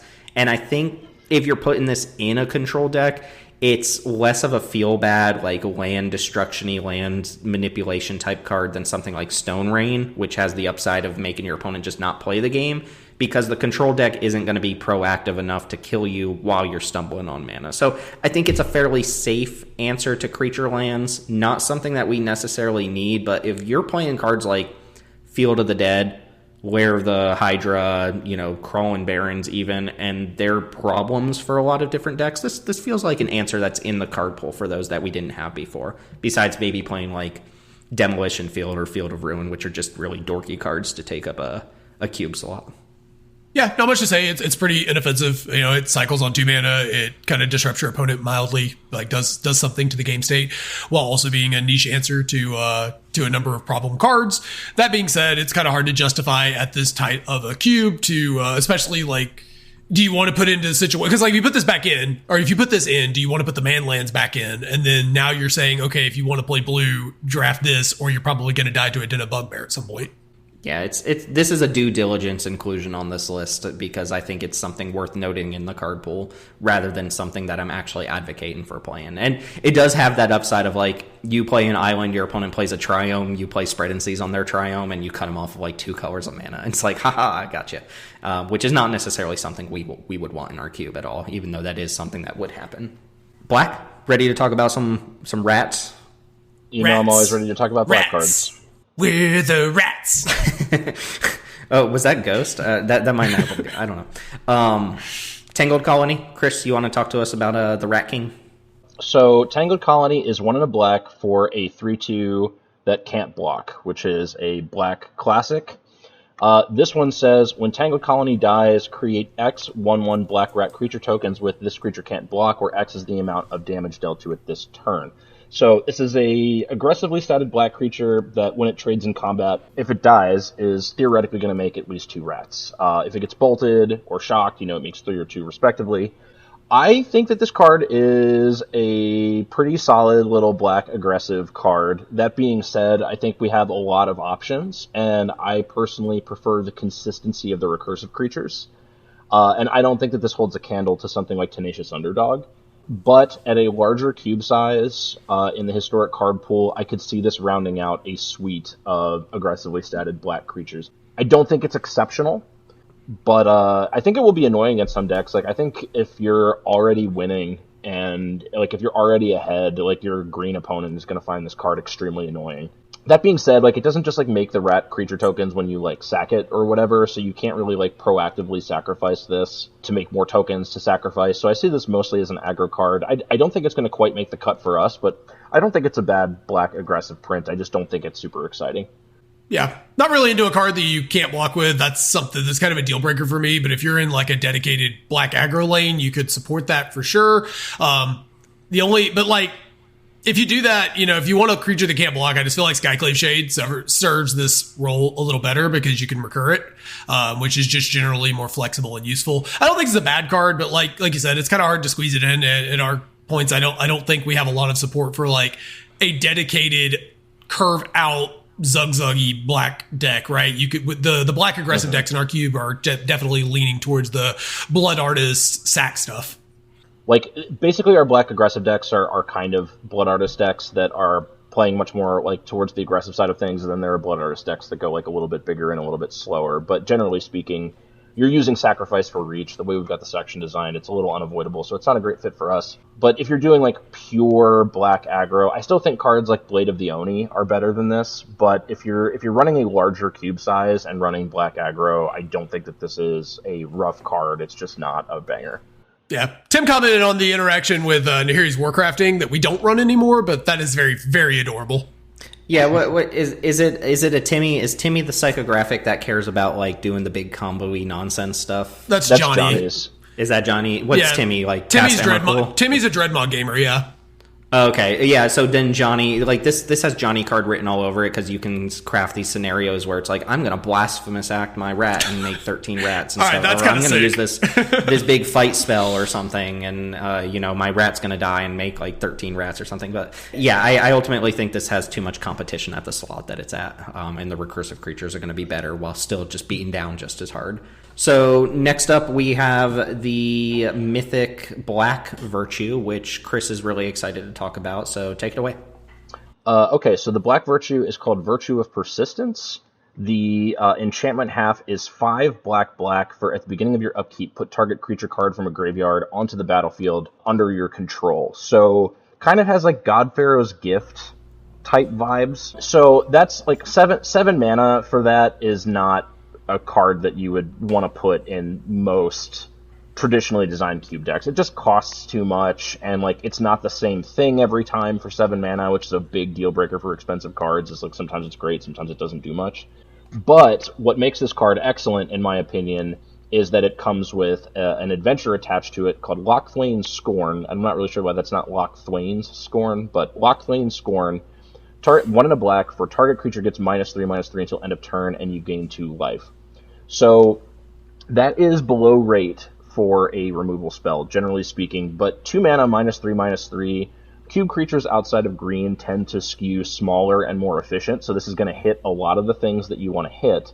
It also gains 2 life, which is meaningful. Effectively consider this like an upgraded Moment of Craving from Ixalan. It's going to deal with a mid-size aggressive or a smaller mid-range creature, gain you some life, and then later in the game, this potentially game-winning enchantment is just hanging around. So this has grindy, Jundy, or like black control vibes written all over it. It gets better in like green-black, where like theoretically you have creatures that are, if they're not going to the graveyard, you're winning to go back and get with this later.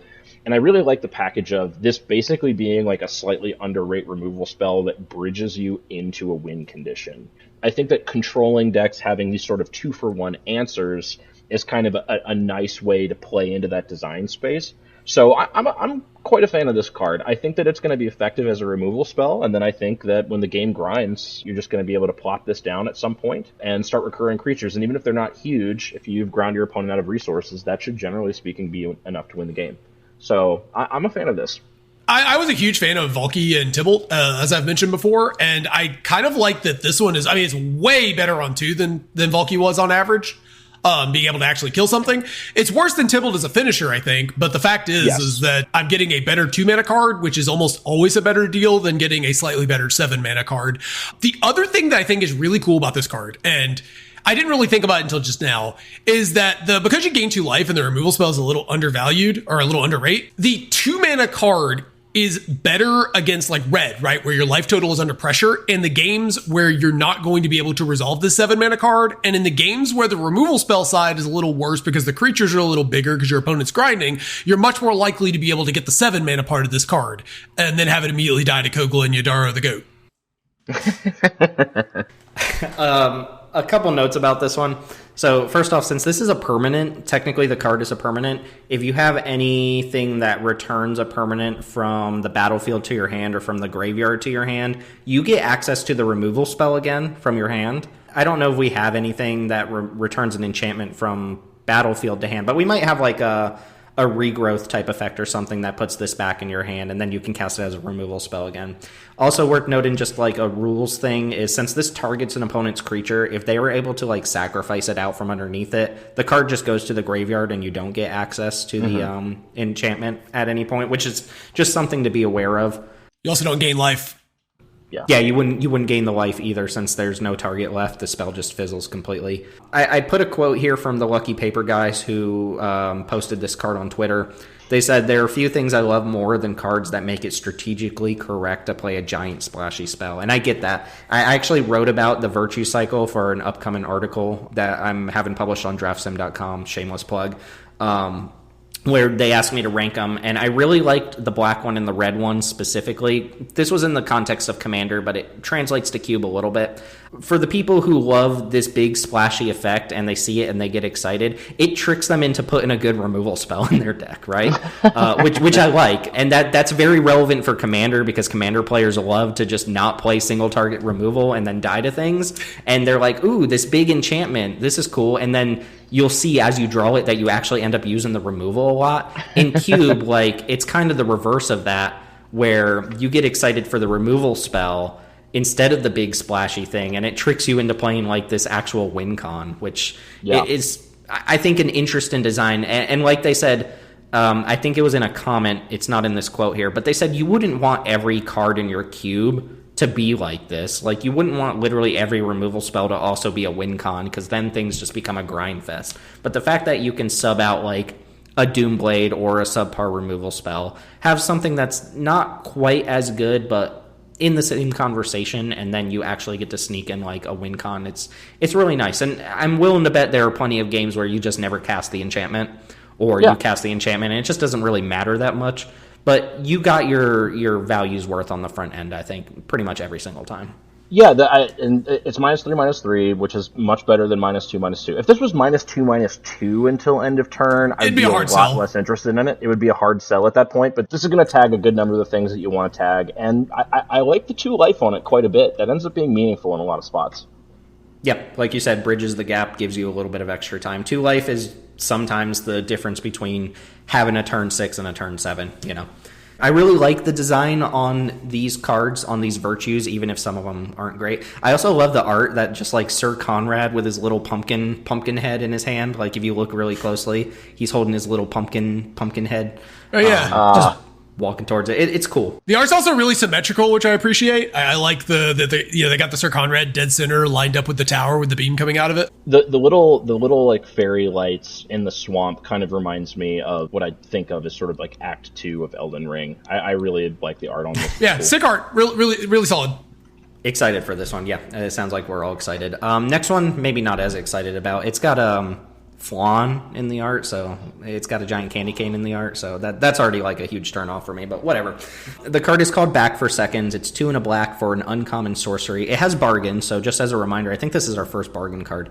You may sacrifice an artifact, an enchantment, or a token as an additional cost to cast the spell. You cannot sacrifice a normal non-token creature. The effect of the card: return up to 2 target creature cards from your graveyard to your hand. If this spell was bargained, you may put one of those cards with mana value 4 or less onto the battlefield instead of putting it into your hand. And the bargain on this is amazing. Yeah, so this is what I'm talking about. Soul Salvage, 3 mana, get 2 creatures back, not good enough for Cube. If you can bargain this card, I think, is actually just very, very good. It's almost like Blood for Bones in that sense, where you get a creature back to your hand and you get to free roll another creature in. You are capped off at things that are 4 or less, but just from a constructed standpoint, you could sack a blood token from like Blood Tithe Harvester and then sack the Blood Tithe Harvester to kill something. That's a normal line of play. And then cast Back for Seconds, bargain in it with like a blood token, and just get back Shieldred, get back Blood Tithe Harvester, and free roll Shieldred into play. So you paid 3 mana, you put a 4 mana card on play, and you got another creature back for the cost of having to sacrifice a token. You need the token, though, and that's the thing that probably kills it for like our unrestricted cube, is you're not guaranteed the bargain, and this is one of those designs where you need the bargain to justify playing the card. So curious, I don't think we talked too much about this one off camera, off air. This one doesn't get there for our cube, but I could see it making it into somebody's cube out there. I think it has potentially very high upside for this sort of effect. I think I like it for Peasant. Yeah, I was going to say, this is one of those Peasant cards. It's like good enough that we kind of can talk about it because you could put it into a historic unrestricted card pool level set if you have the support for it. But for our Peasant specifically, our black-white deck, we've been moving it in this mid-rangey reanimator space, and it does make a lot of tokens because a lot of the good 1 to 3 mana value white and black creatures make tokens. So being able to sack that and then put one, Archfiend's Vessel is kind of the go-to, right? You can just flip it into play and get your 5/5, but there's a ton of things you can do with it there. So, this is one of those rare ones where I think it's a slam dunk for Peasant, obviously, but I think you could end up putting this into the right environment, into a normal cube. There's a number of things like Legion War Boss or Adeline that kind of create their own fodder that then oftentimes those cards are removal magnets, and being able to sack a token that got left around, because your opponent dealt with the big creature, and then getting to just flip it back into play is going to be absolutely backbreaking in a lot of places. Yeah, and hard evidence is the ultimate bargain card, right? It just puts 2 tokens on the board. Yeah. I don't know. I mean, obviously, your deck that wants hard evidence probably doesn't want a double raised dead, but I was kind of just rattling off extra things to say there because I was waiting for Chris to come back because I can't possibly take this next card from him. He has to be the one to read it. Oh no, I was with you the whole time. I'm on my phones, but yes, I did want to talk about this card. The name on this card is very misleading because the card is incredibly fucking sweet, and it's called Bitter Blossom. Bitter Blossom is a very famous Magic card that a lot of you are probably already familiar with, but it's new for us in the historic card pool. Bitter Blossom is a 1 and a black. For a tribal enchantment fairy, at the beginning of your upkeep, you lose 1 life and create a 1/1 black fairy rogue creature token with flying. So this is excellent for tokens decks. This is excellent for sacrifice decks. I've seen people in Cube just put this in their Jundy mid-range decks to just make a pile of 1/1s that win the game. Very powerful card. In environments that don't have a lot of need to run a lot of enchantment removal, this is going to be very sticky. It is a matter of established fact that I'm a huge fan of black sacrifice strategies and black token strategies, and I could not be more pleased that we are getting this card. All of that being said, one of my singular concerns with it is that it kind of feels like if you're playing a blue control deck, at least in our environment, and your opponent sticks this on turn 2, you probably are going to have a very difficult path to victory, just because the enchantment bit is so difficult to interact with and you're not really pressuring your opponent's life total at all. So that is a gameplay concern of mine for our environment specifically, but just to have this card in the historic card pool just pleases me immensely. Super, super happy to get this print, and if you guys have things to add on what the card does or your own thoughts on it, please be my guest, but that's basically all I have to say about it. This is going to be a perfect card for our black sacrifice decks. Yeah, just remember to draft Spell Pierce when you're playing Control. It is a very good card. It looks like a tempo card, but it fits in your Control deck so that you don't die to Bitter Blossom on turn 2. Yeah, Chris talked last episode about how if blue is struggling against non-creatures, bias your threat towards creatures, which, this kind of goes against that grain, but it's such a classic card that we're going to play. It's funny, too, because over the years we've gotten cards like Skrelv's Hive and Dreadhorde Invasion, and every time those cards come out, people are like, "This is like that Bitter Blossom. This is the next Bitter Blossom." And it's like, well, this is actually Bitter Blossom. This is actually Bitter Blossom. One question for you: How does this compare to Jadar? If you're a black sacrifice deck and you see them both in a pack, which one are you taking? Because Jadar has been a very good version of those effects, whereas Dreadhorde Invasion was not.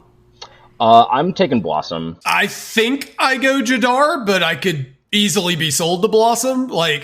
I don't know, man. It's hard because I haven't played with Bitter Blossom in the sack decks very much, and I've played a lot of Jadar in the sack decks, and it's always the best card in your deck outside of Yawgmoth. Yeah. It pushes more damage quicker. It doesn't lose you races. But also the zombie token doesn't block. Jadar doesn't block, so you can't trade them in to protect damage against another, aggressive creature. I think you more just are sad that you opened both of them in the same pack and are regretting all of your life choices. People are going to take Bitter Blossom. I think it's an interesting comparison. You probably should take Bitter Blossom because I think people undervalue Jadar. It's just a really good 2-drop. Even if you're remotely aggressive, remotely care about any of the things that it's doing, it's just super powerful for 2 mana. Yeah, Jadar's great. Bitter Blossom, notably, if the tokens are not interacted with, over the course of several turns, will create a more formidable board state for you. That's true. Yeah, Bitter Blossom is a more powerful card. Right, and Bitter Blossom is better with anthems. But yeah, no, not to take anything away from Jadar. Jadar has been an absolute workhorse. He's my mainest of boys. But yeah, I'm happy to have this too. Yeah, no, this card's insane. This card is absolutely pushed. This is one of the 2 enchantments in this set that I'm a little worried about as someone who is a bit of a aficionado of blue control decks. It is worth noting, like, this card is borderline unplayable in, like, Vintage Cube now. So maybe, I don't know, maybe just the comparison to other cards at the same time, like the last couple of years, tempers it out a little bit, but you can see how it could be problematic for certain matchups. That's kind of a little asterisk just to move past this next card. Grave Pact is in the card pool now. This is a 1 black, black, black, so triple black for an enchantment. Whenever a creature you control dies, each opponent sacrifices a creature. So classic kind of like symmetrical edict type effects. It's either uncastable because of the mana cost, or it's super oppressive while it's on board. So it's not the type of card that a lot of people are going to want in their cubes, but it is worth mentioning. I probably should have thrown Necropotence on this list as well, as just a card to talk about that's like this completely busted effect. But Necropotence is doing something that's just wildly different than what the rest of the card pool is doing. It's kind of like one of those natural order channel type cards where it's like, why would you put this in a cube where like the other 359 cards aren't doing the same thing? But with that, we're going to move into red with, I don't know, another squeaky house mouse type card here. Not super exciting, but good for our card pool. Embereth Veteran, first red card. Single red mana for an uncommon Human Knight. It's a 2/1. Notably, this is the first ever uncommon red 2/1 without downside, at uncommon. So that's another step in the right direction as far as modern design goes. The effect on it, pay 1, sacrifice it, create a young hero role token attached to another target creature. And that role, the enchanted creature gets a +1/+1 counter when it attacks if it has toughness 3 or less. So all the way up until the point where it hits 4 toughness, it'll get a +1/+1 counter. We don't really care about that text that much, right? We just care that this is a red 2/1 for 1. I think it's meaningful upside. Yeah, I was going to say, there's a number of spots. There's a number of cards. Legion Warboss comes to mind as one that putting a roll token on is pretty good. Okay. But yeah, I mean, you're mostly interested in this just being another good 1-drop. That being said, I was actually surprised when I first read this. I just mentally inserted that it was a 1/1 because this effect, is so frequently a 1/1. And then it was brought to my attention that it was a 2/1. And yeah, this card's great. This card's, we've been like one drop short that's like really good. So now I think red aggro has another, nice card to start its curve. I think any 1-drop creature that can deal some damage early and then will invariably kind of get blockaded on the board can contribute to pushing damage through another source elsewhere later in the game. I think that's inherently a good thing. I mean, it's one of the reasons we're not playing it anymore, but I think it's one of the reasons that like Rabbit Battery is pretty decent. But Rabbit Battery is a 1/1 and this is a 2/1, which is a very meaningful difference for a turn 1 play. And I think that this is going to like chip in for 4 damage a lot of games and then enable an attack from another creature that ordinarily wouldn't have been able to get there. I mean, just, sacrificing this and making your Tenacious Underdog attack as a 4/3, into your opponent's 4 toughness creature is going to be a line of play, and it only costs 1 mana. So I like it.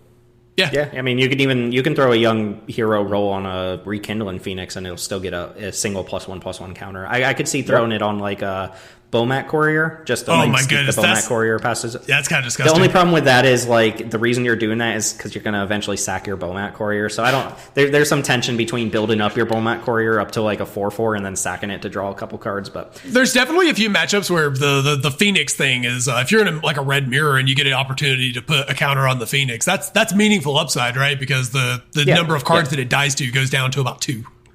I mean, if the 2/1 at that point is irrelevant and your flyer's chipping in for the damage, you might as well, turn that 1 mana creature into an extra point of power on the creature that's actually getting through. So worth noting that young hero roll doesn't do anything once the creature's at 4 toughness. It won't trigger. We don't really have ways to sacrifice the enchantment. We're not bargaining in red that much. Well, I guess that's not true because we have to have a bargain. What you can do is if your creature has more than 4 toughness, you use your Virtue of Persistence to give it -3/-3. You shrink your own and then you attack with it so you can get the extra counter. I'm sure that'll come up a lot. Teld, I want you to talk to us about the next card because we talked about this one behind. This was one where everybody can kind of see it, but we're not quite sold. So it's Charming Scoundrel. It is 1 and a red for a 1/1 with haste. And when it ETBs, you get to pick one. So it's got the Charming Prince kind of text of being a charm creature. So you can discard a card and then draw a card. Notably, you don't have to discard a card to draw a card. So it's got the Seasoned Pyromancer version of the text. So if you're hellbent and you top deck this, you do get to draw a clean card. And you can create a treasure token. And you can also create a Wicked Roll token attached to target creature you control. And for reference, the Wicked Roll token gives +1/+1 and then deals a damage when it goes to the graveyard. So, like, this card has a lot of modality. It's kind of like if you really want the Magda treasure, that was the mode that I actually think, like, in terms of the alternate modes, was the most exciting to me. I think most of the time you're just putting a Wicked Roll on a creature, like this creature on turn 2, most likely. But at the end of the day, we all kind of came down that this being a 1/1 natively means that if you don't pick the Wicked Roll token, your creature is so understated to the point of almost not mattering on a 2-drop. And if you're doing that, like, would you put a card that was a 2/2 haste that pings for 1 damage into your deck in the unrestricted cube? If this was a 2/2 that became a 3/3 when you put a Wicked Roll on it, or it was a 2/2 that could make a treasure, just making this card the 2/2 stat line that Charming Prince have would have increased its playability a ton. Yeah, modality, that's ultimately not that great when you actually have to click one of the modes and resolve it. Modality's great until you start giving up large amounts of power to do it. When your card is like slightly inefficient and you get a lot of choices, that can frequently be very good, or if it has one effect that you really want to click. Yeah, I think this card is fine. I do not think it numbers among the best red 2-drops, even on the Arena client. And then when you start talking about broadly, like in the broader context of all of Magic, I think the space just obviously necessarily gets even more competitive. So it's not quite there for me. It's a fine card. I mean, when we first built the unrestricted cube and we were really looking for upgrades to our aggressive creatures, I think this is something that we would have happily played. We got a couple more red cards here, and then I'm going to let Chris talk about the enchantments that we're picking up from the bonus sheet, because those are sweet cards, and one of them there's going to be some contention over. But the next card from the main set is Hearth Elemental, 5 and a red for a 4/5. This spell costs X less to cast. Oh, it's an uncommon elemental, so 6 mana, 4/5. It costs X less to cast, where X is the number of cards in your graveyard that are instant, sorceries, or have an adventure. And then the adventure is Stoke Genius. 1 and a red for a sorcery, discard your hand, then draw 2 cards. Which is interesting because the card we're going to be comparing this to is Bedlam Reveler, which has not quite made it in our card pool. I think we're looking at this mostly from Peasant, but we could see the upside of it in a spell-heavy red deck in Unrestricted Cube. Because if you do have 5 spells in your graveyard, 5 instant sorceries, or even adventures, I guess, this is a single red mana for a 4/5, which is very much above rate. And then you also get to tack on the adventure to that, which, if you add it all together, you have 5 instant sorceries in your graveyard, you're paying 1 red, discard your hand, draw 2 cards, make a 4/5 if you're empty-handed. I mean, that's a lot of stuff going on there. You want to be empty-handed, you have to have a bunch of spells in your graveyard. You have to have not already cast the adventure there. You're not casting this adventure on turn 2, so it kind of doesn't matter that it's a 2-drop if it's in your opening hand. How do we feel about this one? It seems like a slam dunk for Peasant. Does it get there at higher power levels? Maybe. I think it's just better Bedlam Reveler, to be honest. Like, Bedlam Reveler is super hard to cast. This one's 2 mana cheaper on its front if you're not at the point of the game where you need to discard your hand, which happens a lot with Bedlam Reveler, to be honest. And then it has a +1/+1 native stat line because Bedlam Reveler is a 3/4 with prowess. So you need to trigger Bedlam Reveler twice before it does this. But remember, you only have 3 cards in your hand from Bedlam Reveler. And like, statistically speaking, 1.5 of those are probably lands. So I think this is just Bedlam Reveler, but better, unless you're really playing like a constructed deck where you can take advantage of like playing the full-blown red-blue prowess kind of thing. I'm coming around more and more to that viewpoint. How much does Reveler cost on the front half? Does it cost 8? 8. Yeah. 8. So the total package of this card is the same, but you get to pick if you don't want to discard your hand. Notably, Reveler can get down to a minimum of red. This can get down to red. Oh yeah, I actually forgot about that. Never mind, this is way better. Yeah, no, I actually think that this might be better, which is just kind of a testament to the fact that I think we're going to remove Reveler because I don't know if I want to make room for this. Well, let me ask a couple questions. First question, if, let's say you're in a turbo, like your cube supports turbo spells, it's trivially easy to get 7-8 spells. Let's say Bedlam Reveler is always online as a 2 mana spell. This is always online as a 1 mana spell. which one's better than is this still better than Reveler? Reveler is always costing red. Am I always able to trigger Bedlam Reveler twice per turn? I don't know. like Reveler, notably, Reveler does draw 3 cards, not 2. It does. Let's not forget that. I think if you're like in these perfectly optimal environment, maybe Reveler's better, but I think this is better in this is like the Hydra Crisis Gilded Goose or Goose Mother thing we're going to get to here in a bit, where I think Bedlam Reveler is better under perfect conditions, but this is just better on average. Yeah, that sounds right. Here, the second question before we move on from this one: how good is the adventure on its own? Ignore the creature for a second. 1 in a red, sorcery, discard your hand, draw 2 cards. How do you evaluate that card? It's good from Hellbit. It's fine. It seems that seems pretty bad on my on its own. On its own, if I'm not incentivized to do it, like I can't cast my card draw spell until I'm empty-handed. Sure, but the same thing, like, here's the thing, is it's true on Bedlam Reveler, too, and this also triggers Prowess on its own. Like, that's another thing that this card does, is if you've got a young Pyromancer or, like, a Sprite Dragon or whatever, you know, you get to trigger that. I don't know, man, like, the more I think about it, I think this has just got so many angles going on that I like better than Bedlam Reveler. It is much easier to get, like, 3 or 4 spells in your graveyard and then cast this for, like, 2 mana than it is to cast Bedlam Reveler for 4 or 5 and have to force discard your hand. Yeah, that's fair. Interesting card. I think we're definitely playing it in Peasant, and the fact that this is even in the conversation for Unrestricted is kind of interesting. This feels like an Eldraine card. Like, this is what I want an Eldraine card to look like, so for sure. I'm kind of cool with it. 2 removal spells to talk about here. The first one's pretty easy to just kind of move over real quick. Torch the Tower is a single red mana for a common instant. It has a bargain. It deals 2 damage to target creature or planeswalker. If it was bargained, you deal 3 damage instead and scry 1, and whether it was bargained or not, you exile anything that was dealt damage this way that dies.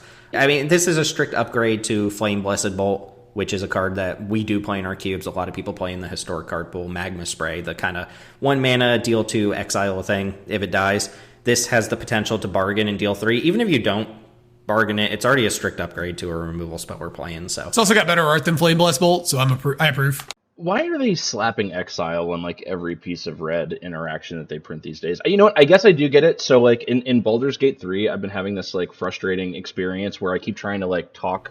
There's a spell you can cast to, like, talk to corpses after you kill them, right? But, like, I kept getting this message, like, corpse is too damaged to talk to you. And I was like, what the fuck is happening? And it's like, yeah, if you kill stuff with fire damage, you can't, you burnt it, dude. But, like, the reason I brought it up is, like, I think the exile on red removal actually does make, on, like, specifically, like, stuff that calls out flame kind of makes sense, right? Because you're burning something up so bad it's, like, not reanimatable or whatever. Yeah. Mm-hmm. But it does seem like they're tacking exile onto a ton of red spot removal spells these days, to the point where we're, like, actively being careful about how much of it we include. So yeah, we just swapped out Obliterating Bolt because it was just a little too much exile on an already really efficient card, and swapped back to Thundering Rebuke. So yeah, we're having to maintain a bit of a careful eye on that, and this is just another one of those cards, but looks cool, and it's replacing a card that we do run, so. Not an exciting card to talk about, despite spending 3 minutes talking about it.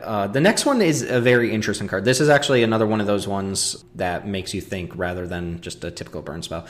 Tell, you were the biggest champion of Witchstalker Frenzy. Can you read the card for us and let us know kind of the play patterns with it? Yeah, sure. So this is a for 3 and a red, so 4 mana card. It's an instant, and it costs 1 less for each creature that attacked this turn. Notably, it does not matter whose creature's attacked. And it deals 5 damage to target creature. So on the face, it's a 4 mana Soulseer type of card. The upside on this one is really substantial, though, compared to the bargain on the last card. When you're attacking with a number of creatures, right? You're in your red deck, you're almost always going to be able to attack with at least 2 creatures. So this is very frequently, if you're attacking and then bolting something, or what do we call it, Soulseering something, you're attacking and casting a 2 mana deal 5. It's not uncommon to attack with 3. Then it's a 1 mana deal 5, and that is an absolutely insane rate that actually kills green creatures, which is a big deal.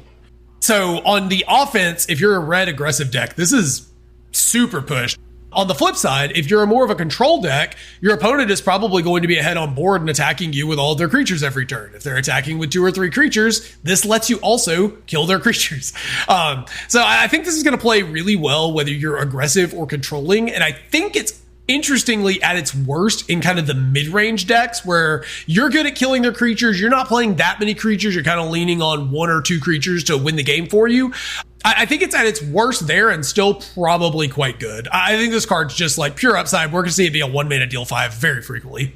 Yeah, I think the upside on this is obviously there are instances where nothing's attacking and it's 4 mana deal 5, but that's going to be so infrequent. If you're not a deck that can attack, you probably shouldn't put the card in your deck that, like, if you're just like a creatureless Izzet deck for some reason, then maybe it's not that good. But even then, you'll have matchups where your opponent's attacking you and you get to, 2 mana deal 5 to something.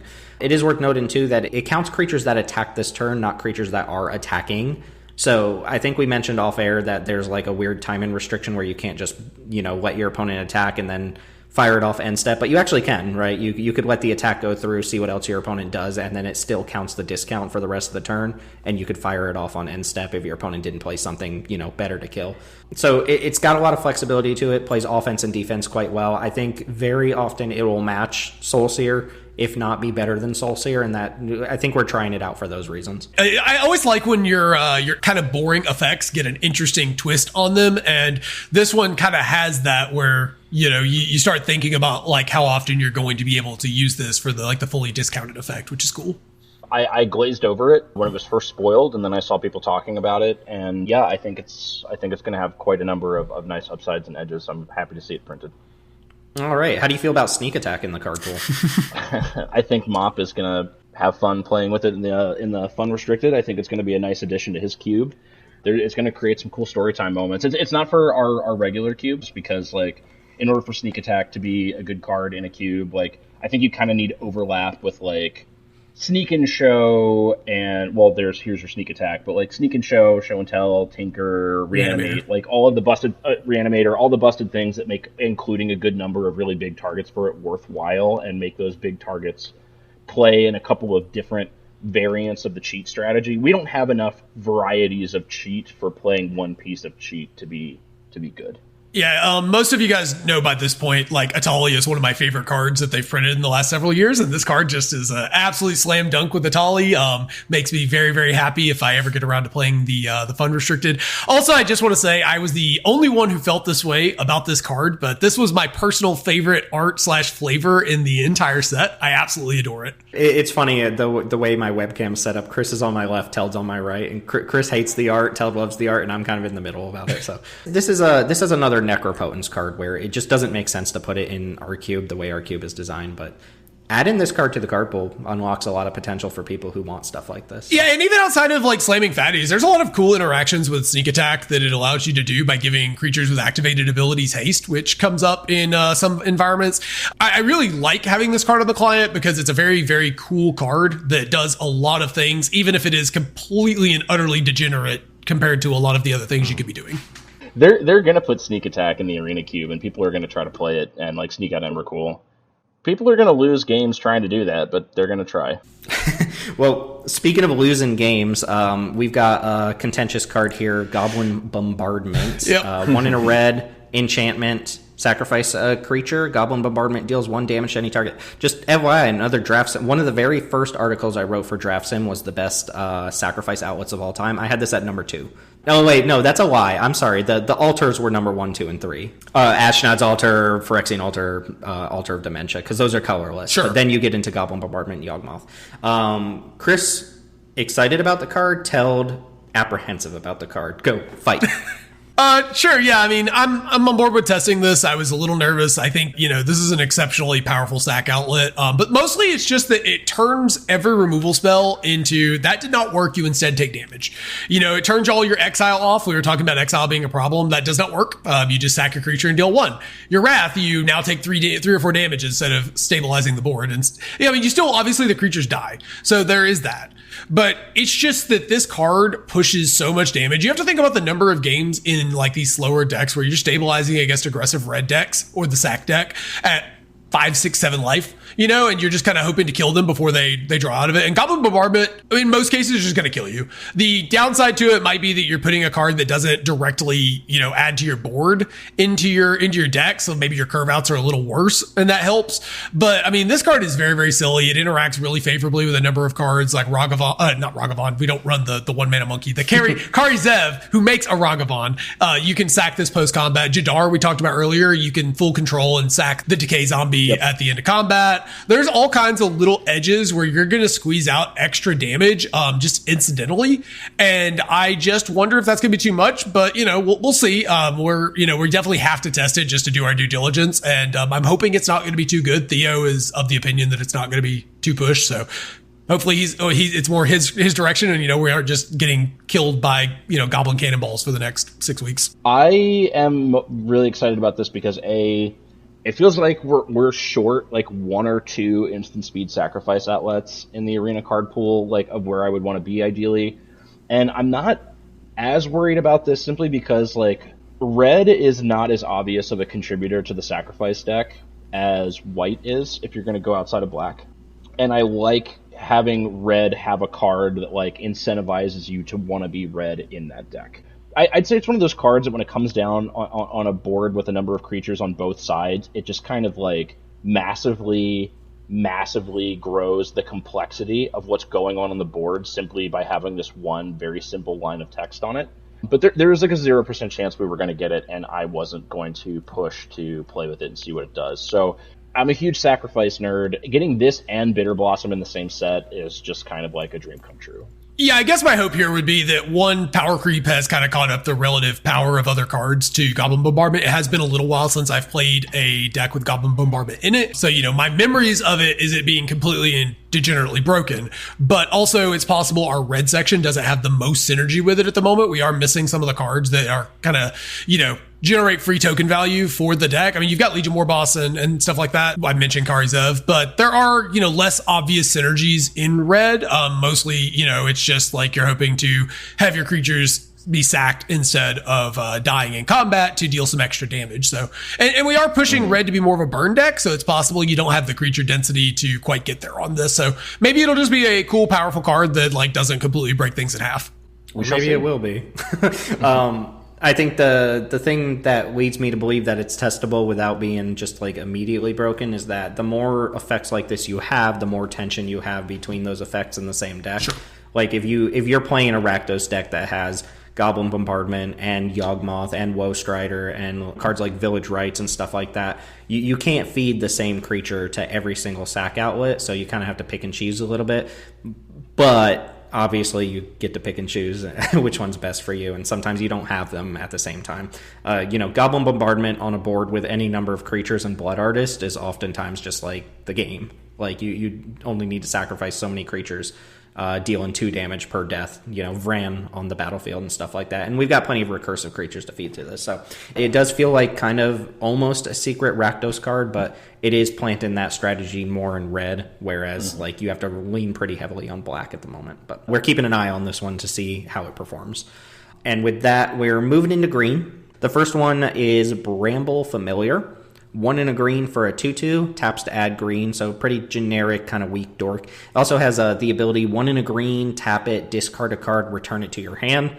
Why would you do that? That's because there's an adventure on it. The adventure is Fetch Quest, which is a great name.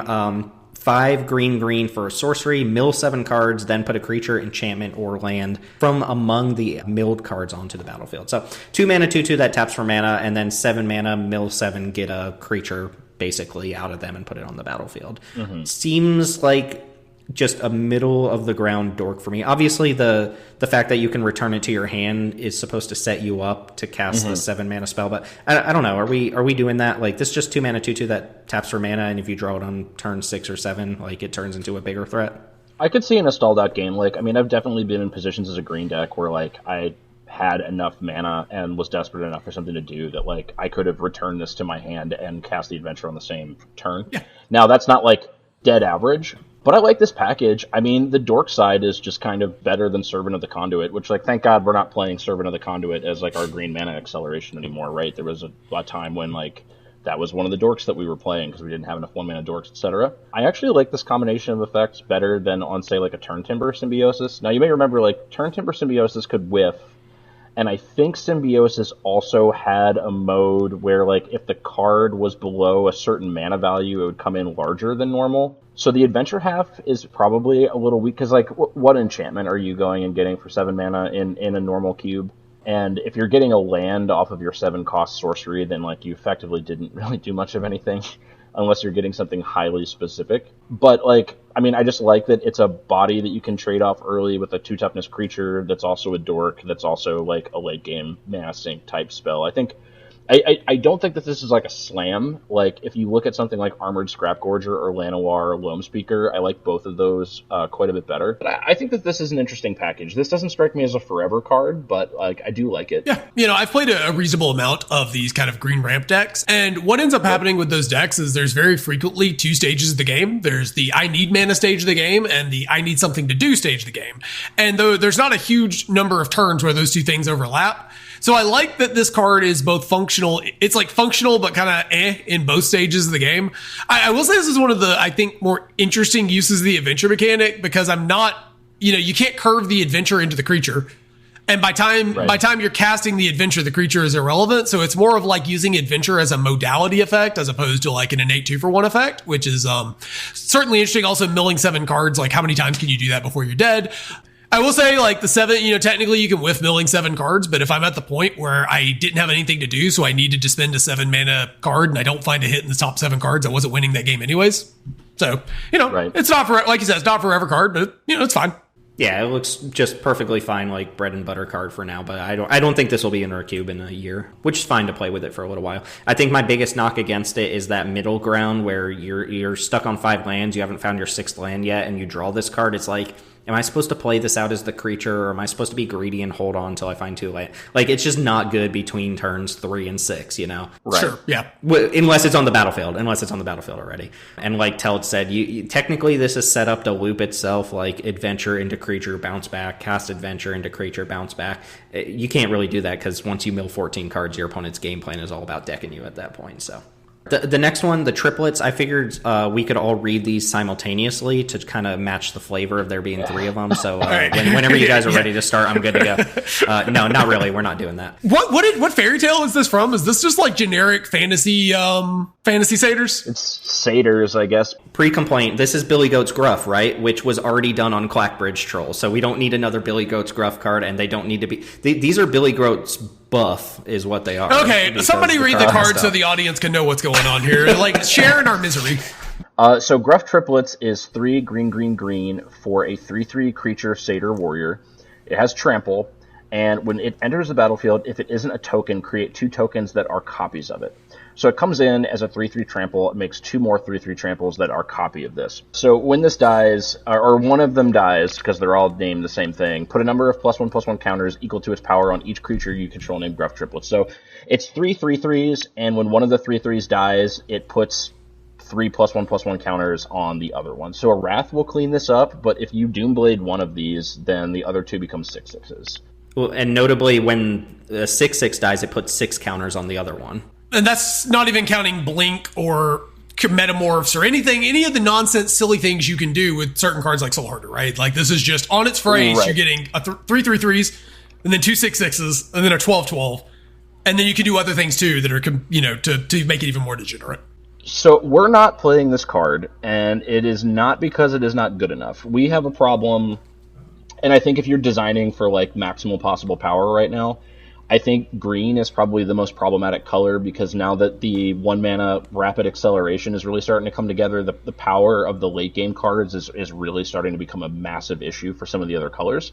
So, like, we're not personally going to be playing Gruff Triplets, and like I said, it's not because it's not crazy good, it's because it's crazy good. I don't know, like, what 6-drops that we don't have access to in the rest of Magic that I could conceivably be comparing this to, but based on, like, my knowledge of Magic and what I've seen, I think that this is a green 6-drop that is not embarrassing, like, at any cube power level. I think this is very strong. It actually gets arguably better in more powerful cubes, because you start getting access to things like Natural Order to either find or force sack one of the triplets. You get access to Sneak Attack, which allows you to force sack and get 2 6/6s, because the weakest part of this card is when you first cast it, and you have 3 3/3s. Whenever you have 2 6/6s, the power level is so much higher. Mind you, they have trample. Yeah, you're going to end up with a 12/12. Like, unless they all get swept by an actual sweeper, picking them off one by one just kind of makes it worse for you. Like, killing them makes them harder to deal with. Like the best play patterns to deal with this card outside of sweepers feels like bounce effects, right? You like trade for one and then you have to hopefully have 2 bounce effects to clean them up without triggering die triggers. I've been trying not to go in on fire design because I think the set mostly was tame, but this card is like a classic fire design card of like, why does it generate value? It generates 3 bodies on board so I don't die to your wide board. And then it also just turns around and kills you on top of it. Like it is the Baneslayer and Muldrifter. It is a Mole Slayer for sure. Yeah, it's your Mole Slayers. Here's what I wanted to ask because, well, first off, we play Tovolar's Huntmaster already, which is occupying this spot perfectly fine without being an obnoxious card. What I wanted to ask is, how good is this card? 3 green, green, green, make 3 3/3s with trample. It's still pretty good. It'd still be okay. That's still just fine, right? Like, especially if one of them's on a creature that you can blink and recur and stuff like that. That probably wouldn't make the cut, but that's a perfectly fine card. If I saw that in someone's cube, I would draft it and play it stabilized. The fact that like killing one of them just leaves behind 12, you end up with more power and toughness on board once one of them dies than you originally had. Like once you kill one of them, the only creatures that can deal with the size of the creature that they make are other green creatures. Like yeah, which is going to trade for 1, and then you're going to get a 12/12 trample, assuming there were no +1/+1 counters or anthems on board, because then you put more counters on the ones that are left over. So, I mean, whatever. Like, this isn't even 3 goats and a trench coat. This is just 3 goats, like, ready to kick your ass. Like, there's no trench coat involved. Yeah, it's closer to, like, 3 Dreadmaws in a trench coat, you know? It is. I mean, 2 Dreadmaws and then the little brother that sacrifices itself for the other ones. Okay, enough on the Billy Goats. This next one I wanted to just spot mention real quick. Royal Treatment is a green instant at uncommon. Target creature you control gains hexproof until end of turn. Create a Royal Roll token attached to it, and the Royal Roll gives +1/+1 in Ward 1. This is just a run-of-the-mill standard kind of protection spell in the same vein as like Snakeskin Veil and Blossom in defense. We play Tyvar's Stand in our cube and have found it to actually be quite effective. I straight up died to it yesterday because I could not block the Questing Beast, and then I got fireballed. Yeah, that's the modality of that card being an offensive option instead of purely defensive makes it good. But I think over the 3+ years of Cuban, we've realized that the cube has maybe between 0 and 1 slots for an effect like this. You just don't need to overload on protection. So the only way this would make the cut, I think, is if you had enchantment-based synergies, whereas like Snakeskin Veil you would play if you had +1/+1 counter synergies. But as just a generic effect, I think Tyvar's Stand is the king of what this is doing right now. I think the reason that card gets there is because it can literally kill you out of nowhere. Yeah, the fireball function comes up more often than you'd think, or just using it to trade up, like using it to give your creature +1/+1 indestructible and then kill something that it didn't outsize before. Yeah, shout out to this card if you play any sort of Enchantress stuff, or like, for example, we're not going to include this in our Neo Cube because that format has Tameo Safekeeping that is mechanically similar and native to it. But, you know, if you're trying to do the modified thing for whatever reason, you care about getting an enchantment on a creature specifically, this does that quite well.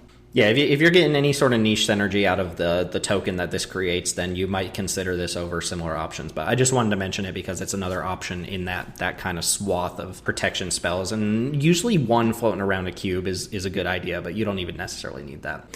Utopia Sprawl's up next. I'm going to let Teld take this one because I think you are similarly apprehensive about this card in the same vein as you were about Goblin Bombardment. So Utopia Sprawl probably, I don't know, is this the single best card that we're getting from this set for our Yeah, group? Mike, my joke was, oh, look, green gets the best card in the set. Like, I'm not as apprehensive for this for the same reason as Goblin Bombardment, because this is just a slight variation of an effect we already have a bunch of in the cube. But the fact of the matter is that this is a Birds of Paradise with haste that you can't bolt. And, I mean, green's already the best color. Green's the best color because we're getting more 1-mana acceleration, and this is the best 1-mana acceleration.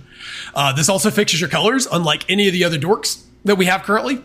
Now, it is a little awkward, I suppose, if you're doing the Omnath pile thing, because you do have to enchant a forest, but most of the green decks that I tend to draft are like 12 forest decks. You know, they're 90% green cards, and this card is just an uninteractable ramp spell on 1. And, you know, it just lets you facilitate the end game earlier without being able to get bolted, which is absolutely ridiculous. I don't think this is a strict power level outlier. I just think that in terms of efficiency and difficulty to interact with on our best color, this has to be the best card in the set, right? For what we ended up with. I mean, not on a power level reason, but in terms of like how it slots into the decks that are winning right now, probably. We went from 3 dorks at the beginning of this year to I think this is 6 dorks now. Which, Chris, I don't know if you remember the Lucky Paper episode. They asked, like, what we want in the card pool. You said blue cantrips, green accelerants. Yep. We're getting This is kind of a monkey paw curls kind of moment, though. You asked for this. At this particular juncture, I would take another cantrip over another dork, though. Yeah. Because I'm not complaining. We just got 2 back to back. Now, funnily enough, the 2 dorks that we've gotten back to back are kind of problematic dorks, right? Like against the archetype that we don't want problematic card against. Delighted Halfling says no to counter spells, and Utopia Sprawl can't be bladed. But I mean, still, yes, this will bring us up. If you count Gilded Goose, this will bring us up to 6 1-mana accelerants. Which, frankly, like I don't know that I would even want to go too far past 7. I think once we got to like 7, I'd probably just start replacing some with better versions. Yeah. I'm going to hand this next one to Chris. Chris has been a big champion of the green cantrip type cards, and this one's a little bit weird in terms of the cantrip space, but tell us about Feral Encounter. So Feral Encounter is green for a sorcery. Look at the top 5 cards of your library. You may exile a creature card from among them. Put the rest on the bottom of your library in a random order. You may cast the exiled card this turn, but wait, there's more. At the beginning of the next combat phase this turn, target creature you control deals damage equal to its power to up to 1 target creature you don't control. So that's a shitload of words on 1 card.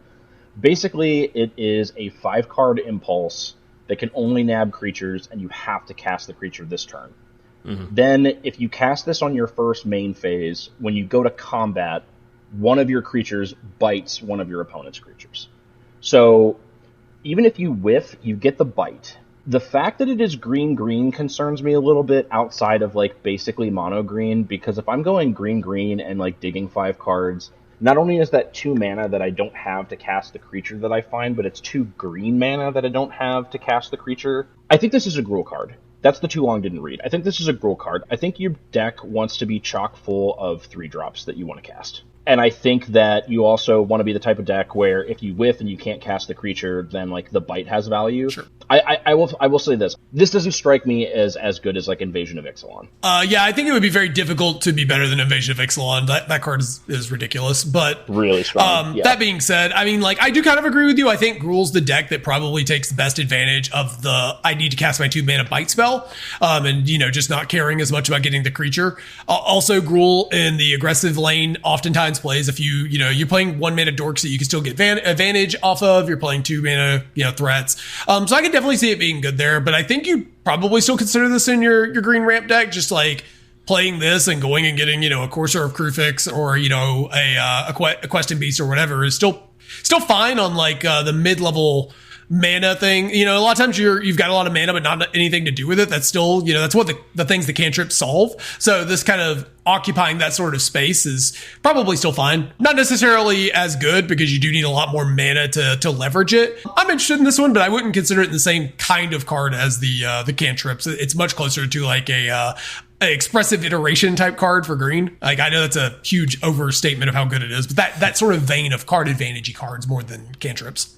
Yeah, I see this as a green card that I want in a green deck that has a good amount of low to mid cost cards in it, like a green mid-range deck. If I was playing like a Seed of Hope, Elven Farsight, all the green cantrips, plus like dorks, 1 or 2 bridge cards, and then a bunch of fat, I think this starts getting a little bit sketchy. Yes, I agree with that for sure. I think the best way to think about it is not as a way to dig for a creature and then maybe get removal, but just rather as green for Rabid Bite that turns into a creature in the late game. Like the primary mode really is, I think, the removal, not the fetching of the creature because of the cost and the time and restriction on it. Yeah, I think that's a good way to think about it. Yeah, maybe a better card to compare this to is like Nahiri's Warcrafting. Yeah, that's actually a good comparison because you don't want to run out Nahiri's Warcrafting on turn 3 for the removal, but you will if you need to. You never need to bite on turn 2 anyway, so you're not going to run this out on turn 2. So you should get the full value off of this card when you need to, but it's very strangely worded, does a lot of weird things, and has like this weird delayed combat trigger. So, I mean, overall, I think the card's going to be fine. Maybe the restriction on the cost is going to be a little bit too much. But, Teld, why don't you go ahead and talk to us about the Huntsman Redemption? Because I think you might have sold us on this one. The Huntsman's Redemption is a 2 and a green for a saga. So on Chapter 1, you get a 3/3 beast creature token. On Chapter 2, you may sacrifice a creature. If you do, search your library for a creature or basic land card reveal it, put it into your hand, and then shuffle. And then chapter 3, up to 2 target creatures, each get +2/+2 and gain trample until the end of turn. So I don't think any individual chapter of this card is particularly stellar. I think a 3/3 for 3 is not exciting, but it's, roughly on rate. The real thing here is I think as the game goes on, this card gets more powerful, where you've got these games where your green decks have a lot of mana and not a lot to do with it. And your Gruul decks, a lot of times, like, you're playing the one mana dorks to facilitate a really powerful turn 2, turn 3. But then you draw more lands and you don't have that many big things to be casting with them. So in these spots, being able to sacrifice your Elvish Mystic to go get the best card remaining in your library for the draw step is pretty potent, right? It's trading a card that is functionally dead at that point for a very real card, likely the best draw in your deck. And then finally, the third chapter, giving trample and big stats. Like, green usually outsizes you anyways, but, this makes dorks able to attack. This makes a number of other good attacks that, like, from creatures that don't have trample. So, for example, Tovolar Huntsmaster, being a fair card, doesn't have trample like Gruff Triplets, but this gives it trample. So now you can push through for your 8 damage. So just kind of it's one of those cards that it's kind of got that sort of Fable the Mirror Breaker thing where, like, none of the individual chapters are super busted, but I think the overall package is interesting. Yeah, I think the thing that pulled me off of this one was chapter 2, and I was like, how often are you really going to sacrifice a creature to go get a creature? Obviously, if this is your first play of the game, you're not sacrificing your beast token to go get a creature, you just skip chapter 2. That's probably going to happen some amount of the time. Some amount of the time, chapter 3 won't do anything. Your opponent wraths you post, like, chapter 3. But I would say a vanilla 3/3 for 3 is actually below rate, but, like, the fact that it starts on a creature that you can put on the board and then does the other things is nice. Maybe it might not even be, like, the best 3-drop, because how often do you want to sacrifice something on turn 4 to go get, like, a creature that you might not even be casting that turn? Probably not too often. This is the exact type of saga that makes me wish all sagas had read ahead, because I could see, like, you wanting any of these chapters at any given point, but not necessarily wanting to wait on them. So there is also a couple things I wanted to touch on with the play pattern, and it might seem, like, unintuitive that you would want to sacrifice the 3/3 that the card made. But in the later game, if you draw this and you don't have any other creatures on board, right, and your opponent's, like, beating down with, like, a 2/1 and, like, a 3/1 or something, you can play this, save a couple of virtual life, right, by, like, blocking out their creatures that can't attack into it. And then on your draw step, sacrifice the 3/3 that was temporarily shielding your life total and going and getting, like, your Titan of Industry or your Tovolar's Huntmaster or your card that's going to actually stabilize, right? So I think that there are situations where you will sacrifice the 3/3 later in the game to go get your best card. And, like, this is not, like, a fabulous card, but I think that 3 mana, like, let's assume that you just don't keep the 3/3 ever, right? Like, let's just assume that we're just not keeping the 3/3 for whatever reason. 3 mana, suspend next turn, draw the best creature in your entire library. That's not a terrible card. Yeah, you probably wouldn't play it if it didn't protect your life total or give you other lanes to play from. But yeah, that's kind of what I'm thinking, is green in particular takes advantage of this sort of worldly tutor, demonic tutor type of effect better than other colors, because green has the best late game creatures. There's a lot of angles you can get on a card like this, and I think the floor is, like, just good enough that, it's probably fine. I could also see this making the cut in a black-green deck that's really reliant on Yawgmoth, because usually when Yawgmoth's in your deck, it's the most important card. Those decks also have the expendable fodder for Chapter 2, so leave behind the 3/3, sacrifice, like, the token you made off your Orcish Bowmasters or something, go get Yawgmoth, which, by the way, you probably have a fantastic deck because you have Orcish Bowmasters and Yawgmoth. But yeah, I could see it. I could see it in a Golgari deck as well, which is not a popular color combination. We're going to move into the gold cards and the colorless cards. Not as many colorless cards outside the lands to talk about. We are going to talk about some of the adventures. I know we already talked about some split card gold adventures, but this is where the chunk of them are. The first one we can go through pretty quickly because this is more a suggestion that we got from people in our server rather than something we're super interested in, but there is kind of the package is fine. It's Elusive Otter, blue mana for a 1/1 with prowess. Creatures with power less than Elusive Otter's power can't block it. Sure, so 1 mana 1/1 prowess, that's fine for certain types of decks. The adventure is Grove's Bounty, which is green X, distribute sorcery. I thought this was an instant. It's a sorcery. Distribute X +1/+1 counters among any number of target creatures you control. So this was suggested as just a decent blue 1-drop, which it is, but not really for the style of decks that we're playing or the style of decks that I think the historic card pool really wants blue to be playing in. 1-mana 1/1 prowess is a fine card. Adding an adventure onto that obviously is going to make it better. I don't know. Is there anything here that we're missing? I think we all kind of agreed that it's a fine little package of a card, but not really something that fits what the blue decks are doing in our cube. It's a cool constructed card because then you do get to do the thing where you curve into them, right? You have like an otter in play and then you put a bunch of counters on it with another otter and you just ship with a giant otter. The problem with this card is it would have to take up a Simic slot, and then it's like sending weird signals, like there's a Simic mid-range aggressive deck available that does prowess, and Simic is pretty exclusively like a ramp deck in our environment. I just generally think in cube, like, you've got Soulscar Mage, you've got Monastery Swiftspear, you've got these cheap red creatures with prowess, and the prowessy Izzet deck I think tends to be more red than blue, so I kind of want my cheap prowess threats to be red, not blue. Is this card supposed to play well with, like, Ivy? Is this supposed to be part of, like, an Ivy the Spell Thief deck? Maybe.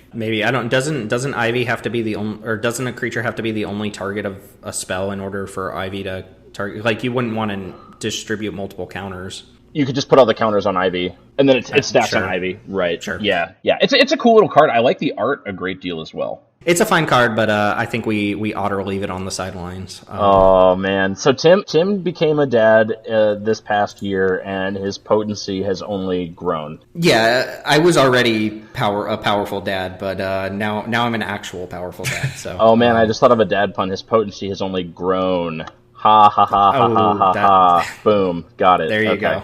All right. Your prowess for puns is just not there. I'm sorry, Chris. All right, how many more can we squeeze out of this otter? I don't know. Moving on, Pollen Shield Hair. This is another gold adventure. So Pollen Shield Hair is a 1 and a white for a 2/2 with creature tokens you control get +1/+1. So it's kind of funny, when Wedding Announcement came out, we were talking about how far we've come from Glorious Anthem. Well, a 2/2 with the Intangible Virtue text stapled on it is also, like, quite a nice bump, I think. I mean, it does make it vulnerable to removal or whatever, but, like, adding 2/2 to the board is great. And it's a Selesnya card. It has an adventure called Hair Raising for 1 green. It's a sorcery. Target creature you control gains Vigilance and gets +X/+X until end of turn, where X is the number of creatures you control, which is another very classic Selesnya effect. So we're going to test this for our Selesnya section. I don't think it's an absolute slam, and, you know, generally speaking, you want your anthems to anthem, like, all of your creatures, but I don't think that they're just going to print a bear that just anthems your whole board. But if you're doing a Selesnya tokens thing, I think that this is potentially worth a look. I mean, you're going to be antheming, like, 1 or 2 creatures on board. I'm sorry, I just like the hair raising adventure just clicked, and oh my goodness, that's adorable. Yeah. That's adorable. This card's good. Yeah. I think it's pretty good. If you're in Selesnya, you've got a lot of crap in play, and being able to make an evasive creature with like trample or flying or whatever big is great. Lifelink comes up a lot in Selesnya, and then this is a bear that, you know, makes some of your other creatures bigger, curves into Adeline really well, so it'll probably be good. Maybe not amazing, but probably good. Yep. I can't add too much to it. It's just fine. I do think things get a little hairy when you have this in. But if this is your 2-drop, like, and you just run it out because you didn't have another 2-drop, it's like super anemic and not that exciting. I'm curious how often the adventure actually ends up mattering. Maybe it demands a chump block or something if you just have a ton of creatures on board. But it is a sorcery, so you're not like doing the Might of the Masses instant speed +6/+6 thing or something like that to close out the game. But I don't know, sometimes your opponent doesn't have a blocker, or you have a trample creature or something. So it doesn't take much for a 1 mana card to be good, right? Like 1 mana is just the rate we want for like effects, and it turns out just getting to do a lot of things with your mana is usually pretty good for you. One thing that I will say was kind of detracts from the card's power, in my opinion, is that, like, it's not a 2-drop that you want to draw early. Like, it's kind of a 2-drop that you want to draw later, right? Like, it's the kind of 2-drop that you want to go, like, 2-drop, 3-drop, 4-drop. Ideally, you made some tokens in there, and then, like, on turn 5, you do, like, Hair Raising, add this, and then maybe play another thing, and then all of a sudden you have, like, a much scarier board swinging in than your opponent was prepared for.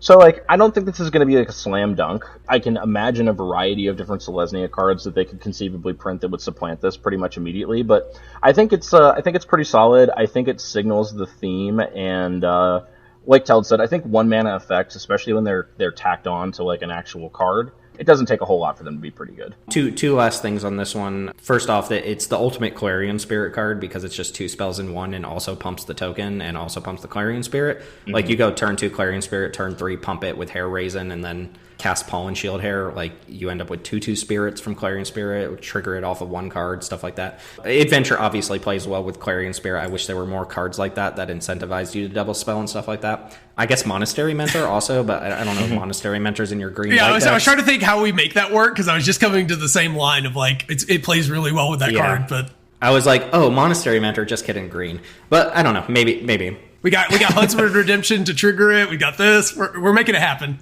The other thing I wanted to mention is I don't know if we've ever played an adventure in our unrestricted cube that targets our own creature. This does matter when your creature gets blown out from underneath it, because you do lose the creature half of the spell. It just goes to the graveyard. So you target your own thing, they kill your creature. In response, you lose the Pollen Shield Hair, which is not something that I think we've ever had to worry about because we're not playing maybe like Rimrock Knight or something like that we played at one point. But that does matter for pump spells on it. Yeah, I think this is another one of those, like a lot of these multicolored adventures in this set feel like they have a skill check component of when are you just supposed to go for maximum greed and try to get both halves of the card versus just jamming the card itself. And for different reasons, right? There's another one coming up that I think has a similar skill check with it, but it's not because you can get blown out on the card. It's more to do with the mana cost of the card. Yeah. So next up is kind of a new take on a classically cubable card that we've been low on lately. I don't think I have a more succinct way to talk about this card than you guys talked about it. Who wants to take the Mother Goose here? The Goose Mother, rather. So Goose Mother is green, blue, X for a legendary creature, Bird Hydra. It's a 2/2 with flying. It enters play with X +1/+1 counters. When the Goose Mother enters the battlefield, you create half X food tokens rounded up. Notably rounded up, not down like Hydra Graces. That'll be relevant. And then whenever it attacks, you may sacrifice food. If you do, draw a card. The obvious comparison is Hydra Graces, but I think there's a number of things going on with this card that in our environment really facilitate it. Chris and I both actually said almost the exact same thing when we looked at this card, is that Hydra Graces, if you have arbitrary amounts of mana, if you can make like 8 mana, is awesome. It's better than this card. But on the mana levels that most games are going to be played at, we're going to be casting this card in the 3 to 5 range. This card is probably just better, right? For 3 mana, you get a 3/3 that makes a food, and then if you untap with it and get to attack, you get to sack. And then if you're against an opponent that kills it, the life gain is sort of sandbagged over there on the token. For 5 mana, you get 2 for the sort of same deal. If you're in a spot where you need the life gain, this ends up being a lot more life gain than Hydra Crisis. And if you're in a spot where you need the cards, obviously this isn't as good at against like counter magic, against Doomblade on the, as soon as it enters play or anything like that. But just the stat line is so much more threatening that I think it's going to play a lot better, because Hydra Crisis was really anemic a lot of times in our cube. It takes like 6 mana before you're even remotely happy to play that card. Yeah, even when you play Crisis on 6, like you compare it to the power level of other cards you could be playing on 6, like I feel like 6 is where Crisis is starting to get there. And let me ask you this. When you cast Crisis for 6, you get a 4/4, you gain 2 life, and you draw 2 cards. Are you a lot more excited about that than casting this for 6 and getting a 6/6 flyer that leaves behind 2 foods and can draw a card if it swings? Yeah, that's the question, right? I don't think so. Crisis may be better in that situation, but like a 6/6 flyer is quite a bit larger than a 4/4 flyer. I mean, it's going to trade for anything on the battlefield. I don't know. I think you could have a spirited debate over whether or not a 4/4 flyer that draws 2 gains 2 or a 6/6 flyer that makes 2 food tokens is better. Now, notably, Crisis does also have trample, which like matters somewhat, but trample matters significantly less on flying creatures than it does on non-flying creatures. And I think the fact that even at 6 mana, I personally feel that you could have an argument over which you would prefer means that Goose is just going to be better in the vast majority of cases where you're casting cards in games of Cube. Yeah, first off, I think this card wins alone on the fact that you can play it as a 2-drop if you need to. You can't play Crisis on 2-drop, and if you're playing it as a 3-drop and that's your only play for the turn, the game is over. You have lost the game because that's the only thing you can do on turn. This is a pretty good 3-drop. Yeah, this is a 3/3 flyer for 3 is a good rate. That lose a food, yeah. You're giving up your late term value or late game value or whatever, but if you can throw this out on turn 2 just because you need to trade for your opponent's 2-drop, you can do that, which is not something you can do with Krasis. And the fact that this rounds up instead of rounding down means that you can cast it at any point of X without being quote unquote disappointed, whereas Krasis, if you cast it on odd numbers, you feel like you're missing out on something. If you cast Krasis on X equals 3, you only get 1 card draw, 1 life gain, which is always a feel bad for it. Like, Krasis starts on 4, this starts on 2, and that's huge for a cube where people could be playing decks that beat you down. Well, the thing that killed it for me was, like, I drafted a Simic Roto deck, and I had it, and I was just looking at all of the monocolored cards that I had, and I was like, I don't have room for my gold card in my rotisserie draft deck that's Simic. Like, why are we cubing with this?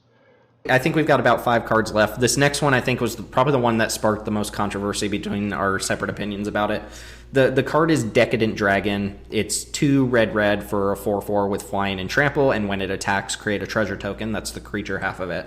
The adventure is Expensive Taste, which is 2 and a black for an instant. Exile the top 2 cards of target opponent's library face down.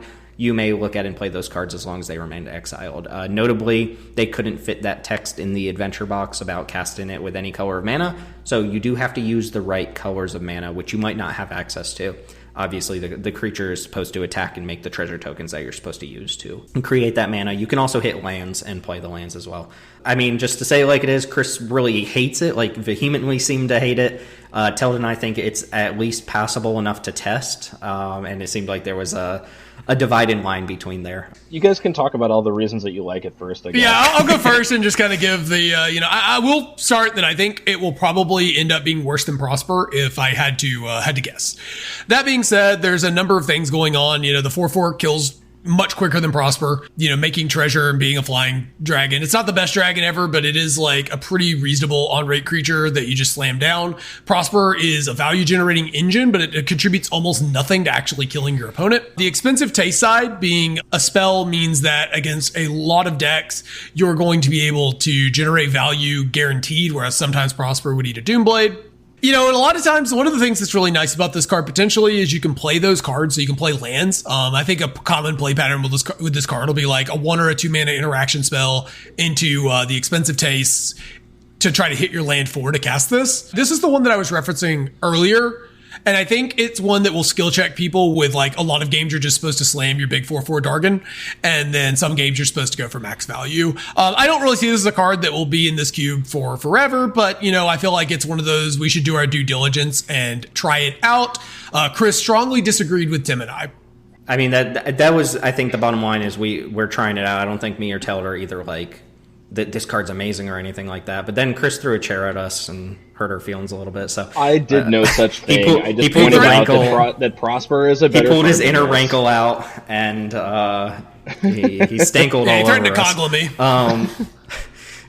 So Chris, because I've got the secret to this card. I'm going to level up everybody listening. But Chris, I want to express to the audience like what is it that you don't like about the card?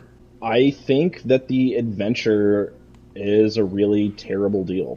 I just think it's a really bad deal. I think that Divination, the top of your opponent's library, is a bad spell. And the dragon needs to both survive and attack to make treasures for you even to cast the non-lands that you hit. And I think that the dragon half being a treasure maker on 4 that doesn't have haste is like pretty mediocre. I think Moonveil Regent is stronger as a dragon. Now, if we ignore the adventure half, I think that Moonveil Regent is stronger than this. I think I like Thunderbreak Regent better than I like this. There are just like a variety of 4-mana dragons that I think are just competitive with this, and this is going to eat one of my Rakdos slots. I'm just not a fan. I think it's going to be pretty common for you to cast Expensive Taste, hit a land and then like not be able to stick the dragon and like cast the other card that you drew, at which point like what did you spend 3 mana for? So I'm not saying that this is a bad card. I want to go on record and say I do not think this is a bad card. I am salty because I think Prosper is way better, and the fact that Prosper is taking a seat for us to test this makes me an unhappy camper. I don't think this is a bad card. I think it's wildly overrated. Now, Chris, to be fair, Judith has been sitting in sideboards for the better part of like months now. Hey, you keep her name. You keep her name out of your mouth. Not the chair again. Once we get the bombardment in here, baby, that's all she needs. Yeah, look, these are both fair, much fairer evaluations than what were given yesterday or the day before in our conversation. Oh, I was not pleased yesterday. Look, I was cranky, but everybody on this call agrees that Prosper will probably be back in over this, given time, unless this card just completely impresses or something. But here's the level up moment. Here's the moment everybody needs to hear. If you're listening to this, you're becoming a better Magic player. You don't have to cast the fucking adventure. You don't have to do that. No one's making you do that. You can cast the aggressively mediocre Dragon Half if you want to. Right, but except you still got that out of a spell that has the potential to be really good. If you're against a blue-white opponent, don't fucking cast Expensive Taste. Like, don't spend turn 3 doing that if you have something else to do. If you're against an opponent who has red in their deck or black in their deck, you should probably cast it if you have an opening to do so. But nobody's making you do that. That's what Toad said, skill check. There are people who absolutely will not give up value on cards and will play so poorly because the card has the potential to give you more value, and they'll just slip behind because they're spending time casting Expensive Taste and instead of casting whatever 3-drop they should be putting on board. Don't do that. You cast Expensive Taste when you have an opening for 3 mana, or you're against a deck that like clearly is holding up a counter spell and you want something to do on their end step or something. Or you top deck it on turn 7. Sure. Well, yeah, obviously, this as a 7-mana play is fine. Like, I think very often the use case, you're not going to get 2 spells out of this very often. I think you will get a land and you'll get a spell. And on occasion, to Chris's credit, you will get spells that you can't cast sometimes. And your opponent's going to be incentivized to kill the dragon so you don't get the treasure and stuff like that. But I think the use case is you'll at least get a land out of it more often than not. Just, statistically speaking.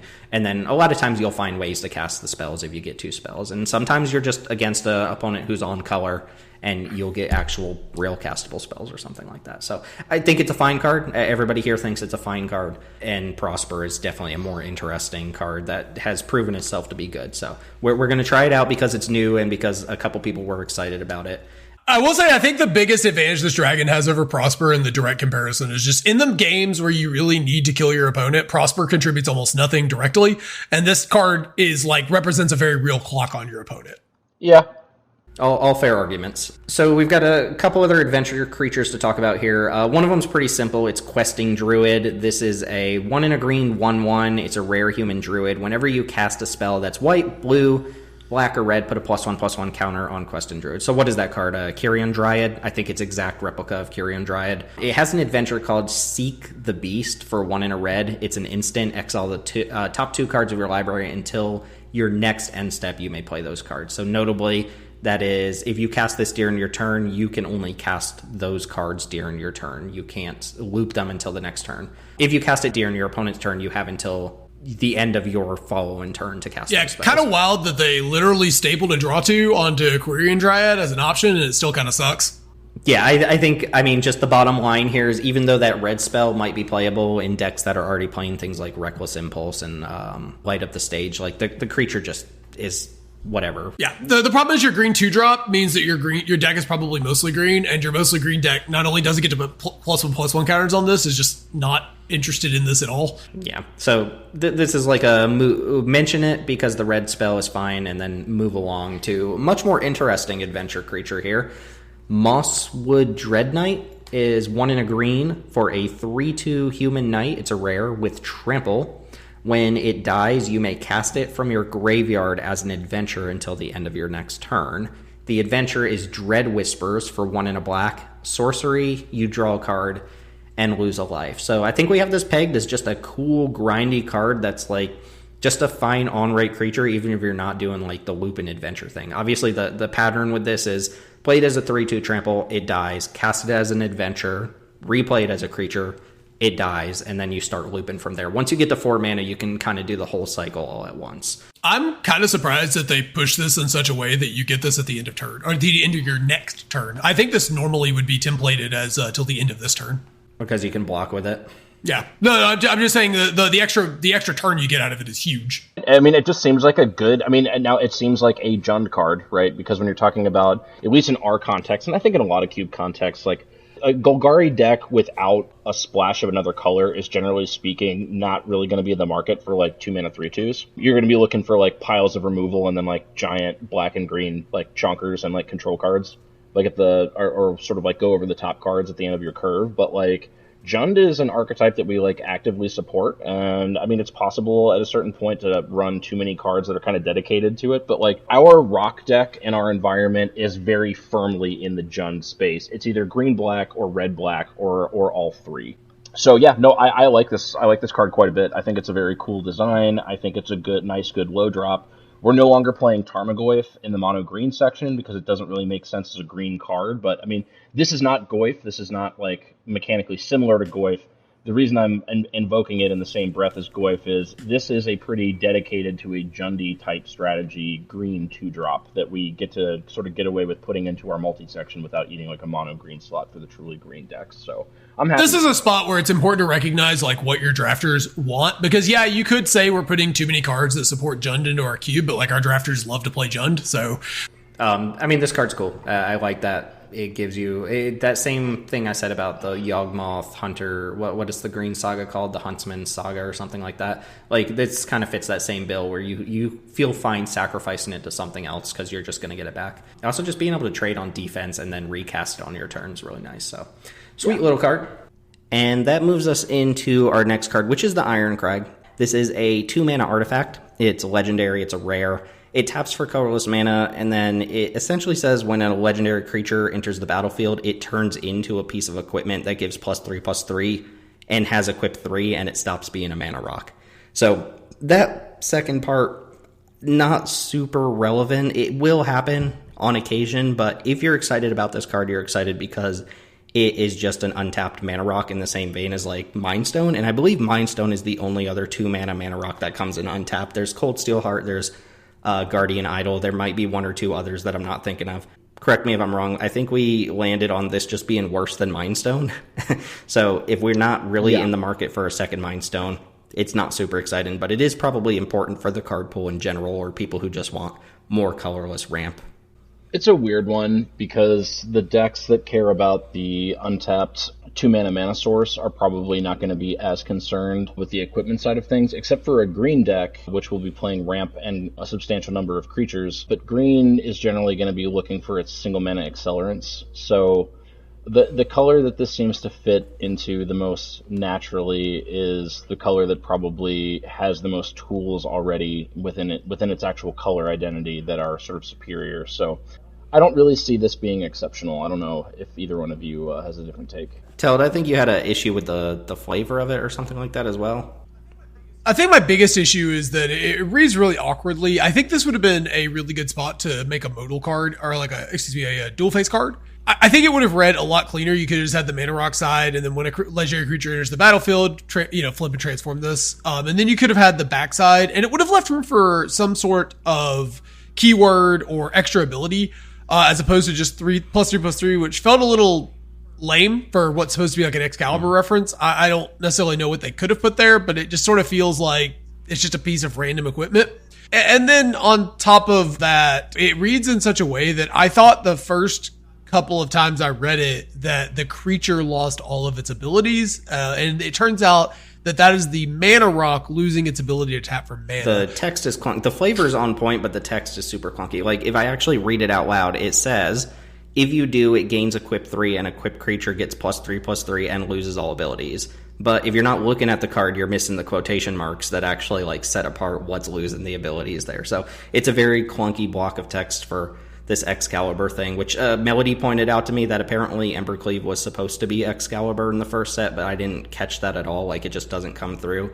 And this just doesn't feel like it turns into Excalibur. It's a mana rock. I mean, we're going on about what's essentially just a colorless mana rock, which we have access to. But I mean, that's a pretty big deal in Modern Magic. They don't do a lot of these. I'm sure it'll show up in Arena Cube as like a second copy of Mindstone that doesn't have the impact that Mindstone does. So if you're curating an Arena Cube at a larger size, then I could see this being a card if you're just trying to get there on a little bit of artifact ramp density for your non-green decks that want ramp, i.e. control decks. But if you're at a 360 size, I don't really think that you have room for this card, most likely. And if you're cubing outside of the context of Arena, then you absolutely don't need this at all. Yeah, super unexciting. Ultimately, just kind of boils down to, do you want another untapped mana rock or not? I am personally excited about the last set of cards that we're going to talk about today, which is the enemy-colored Restless Creature lands. They are a cycle of 5 creature lands, man lands, whatever you want to call them, that you pay mana to turn them into a creature, and then they have attack triggers that do various different things depending on their color pair.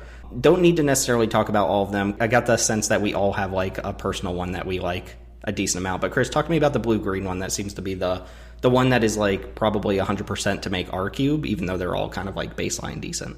I'm a fan of the blue-green one. This one is Restless Vinestalk. It is a 2-color blue-green land. It enters the battlefield tapped, and it has 3 green blue. Until end of turn, it becomes a 5/5 green and blue plant creature with trample. It's still a land, and whenever it attacks, up to one other target creature has base power and toughness 3/3 until end of turn, which, Teld, I'll let you talk about this a little bit, because I completely glazed over this when reading the card. That actually has an interesting edge to it, that last piece of text.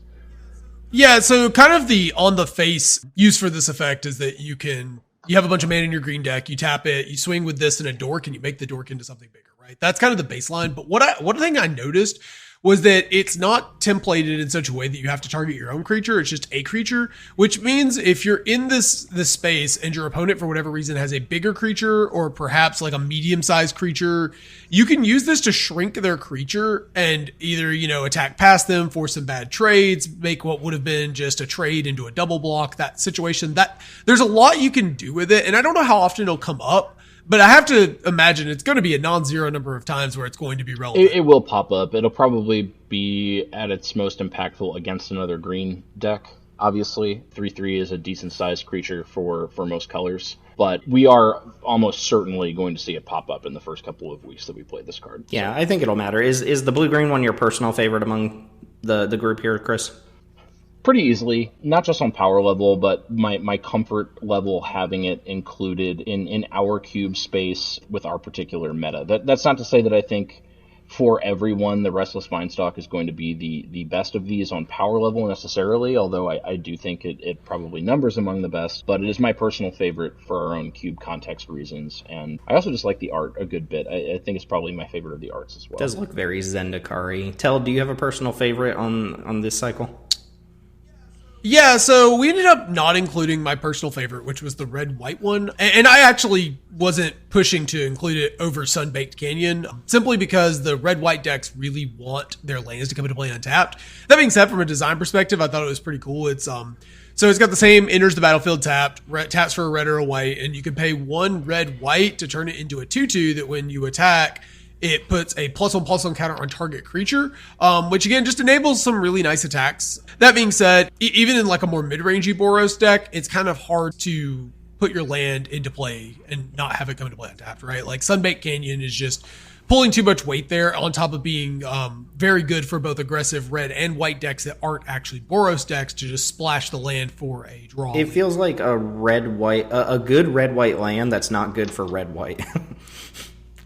Yeah, that's exactly how I feel about it. Yeah, which is kind of why I liked it, but at the same time, my personal favorite here is the Restless Spire. That's the blue-red one that becomes a 2/1 with first strike on your turn, and when it attacks Scry 1, the activation cost is just blue-red. So effectively 3 mana to turn that into a creature, right? Because you have to use the land itself.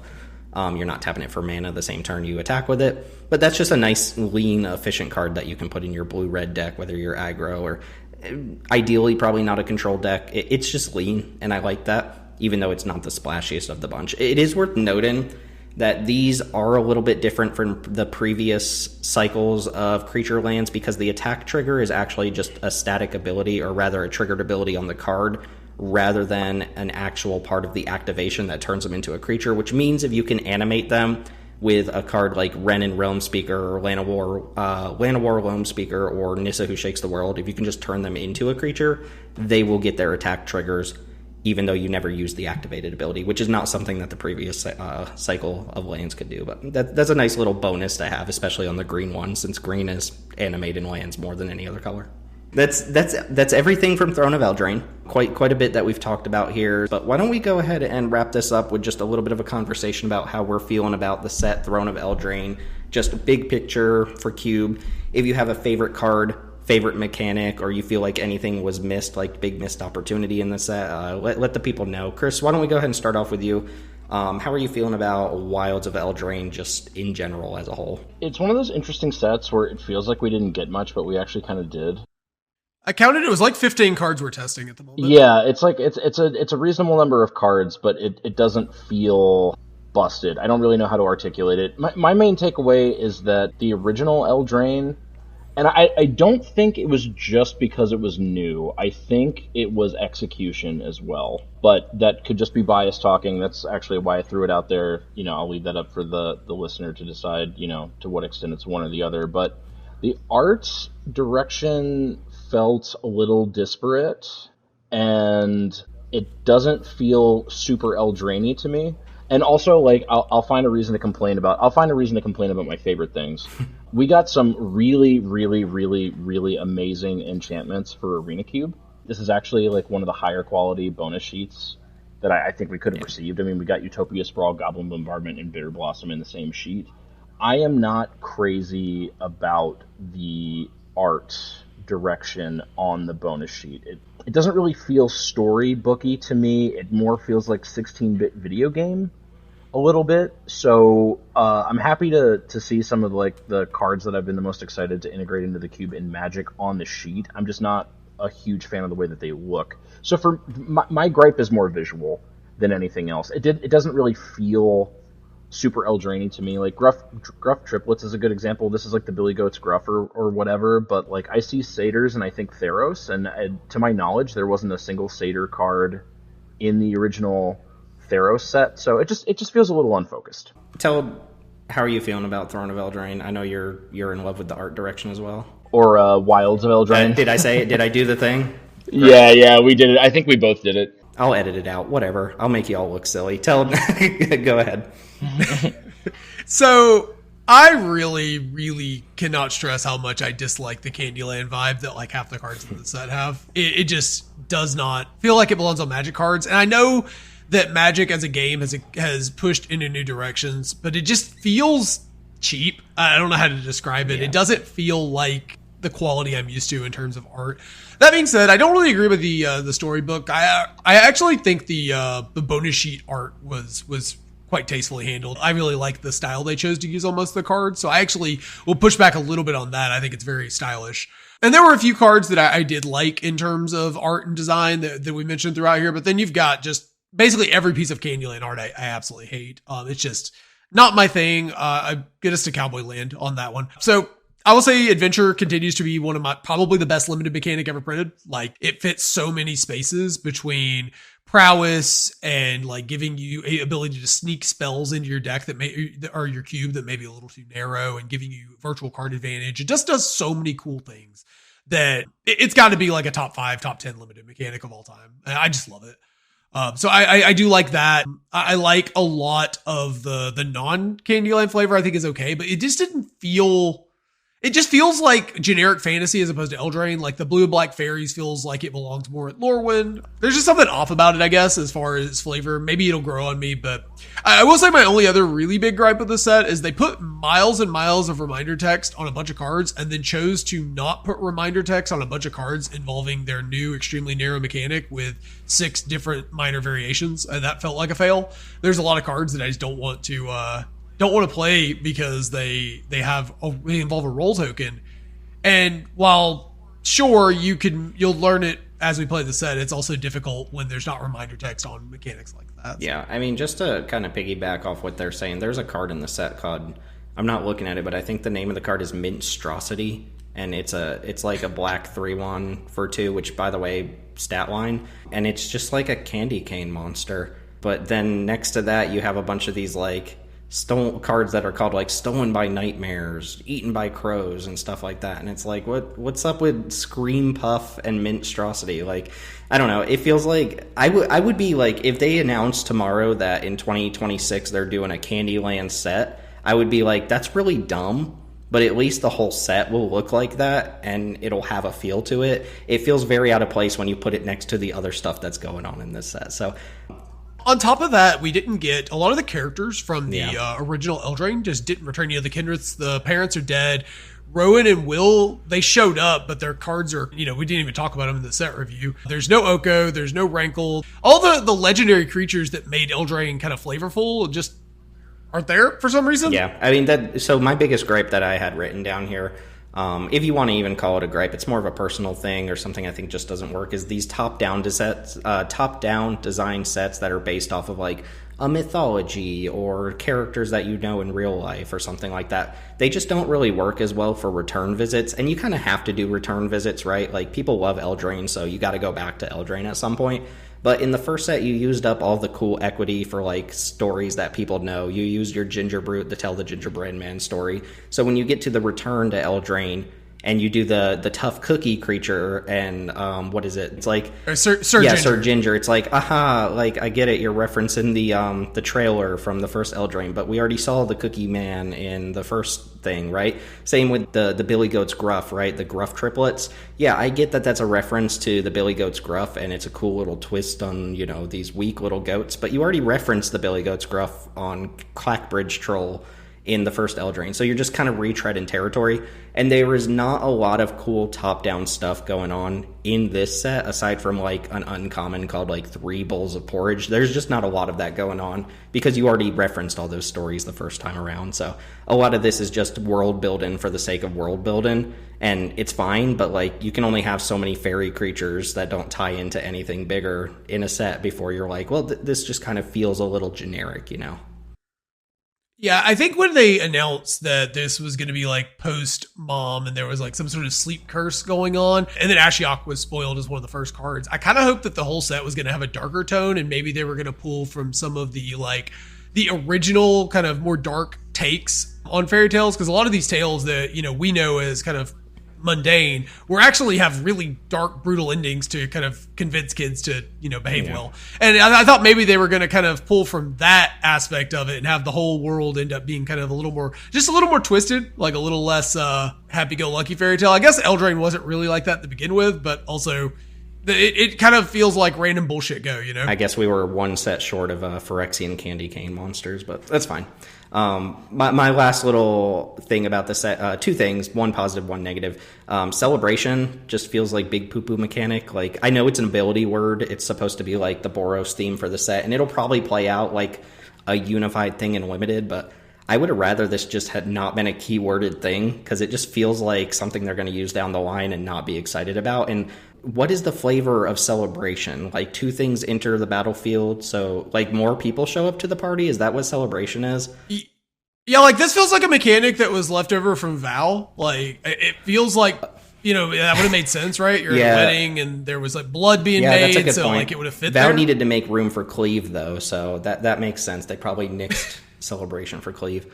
And then the last thing, Chris already said it, but the bonus sheet was excellent this time. I have my reservations about the bonus sheets in general for Limited, and I kind of dislike when we review a set like this and the best cards that we get from the set are cards off the bonus sheet rather than the new cards coming through, but we'll take it. We're backlogging cards that we don't have, so we'll take our Bitter Blossoms and our Utopia Sprawls and stuff like that and be happy with them, but keep the bonus sheets coming.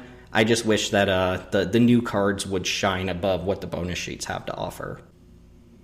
Well, thanks as always to everyone listening. Remember that the best way to support Jank Diver Gaming and the Jank Tank podcast is to join our Discord server, draft with us, give us your feedback. It's a great place to hang out with like-minded individuals, talk about Cube, Retail Limited, all things Magic the Gathering. We draft the more powerful unrestricted cube that we've been talking about on this review on Sundays at 7:30 Eastern, and we draft our Peasant Cube and Specialty Cubes on Wednesday at 7:30 Eastern. And you can find links to the Discord server wherever you're listening to this podcast. Check out our socials, Twitter at JankDiverGaming, YouTube at youtube.com/JankDiverGaming, and you can find Teld streaming R-Cube and maybe a couple other things at twitch.tv/TeldTalks, TELD Talks. That's going to go ahead and do it for Throne of Eldraine. We'll be back in the near future to talk about the things that went right and the things that we missed from this set, which we always miss something. So that's going to go ahead and do it. Thanks for joining. We'll catch y'all next time. Take it easy, guys. But wait, there's more. Not the chair again. Rats. We're the rats. He stankled all over us. Ha ha ha ha ha ha ha. Boom. Got it. Hashtag slamming fatties.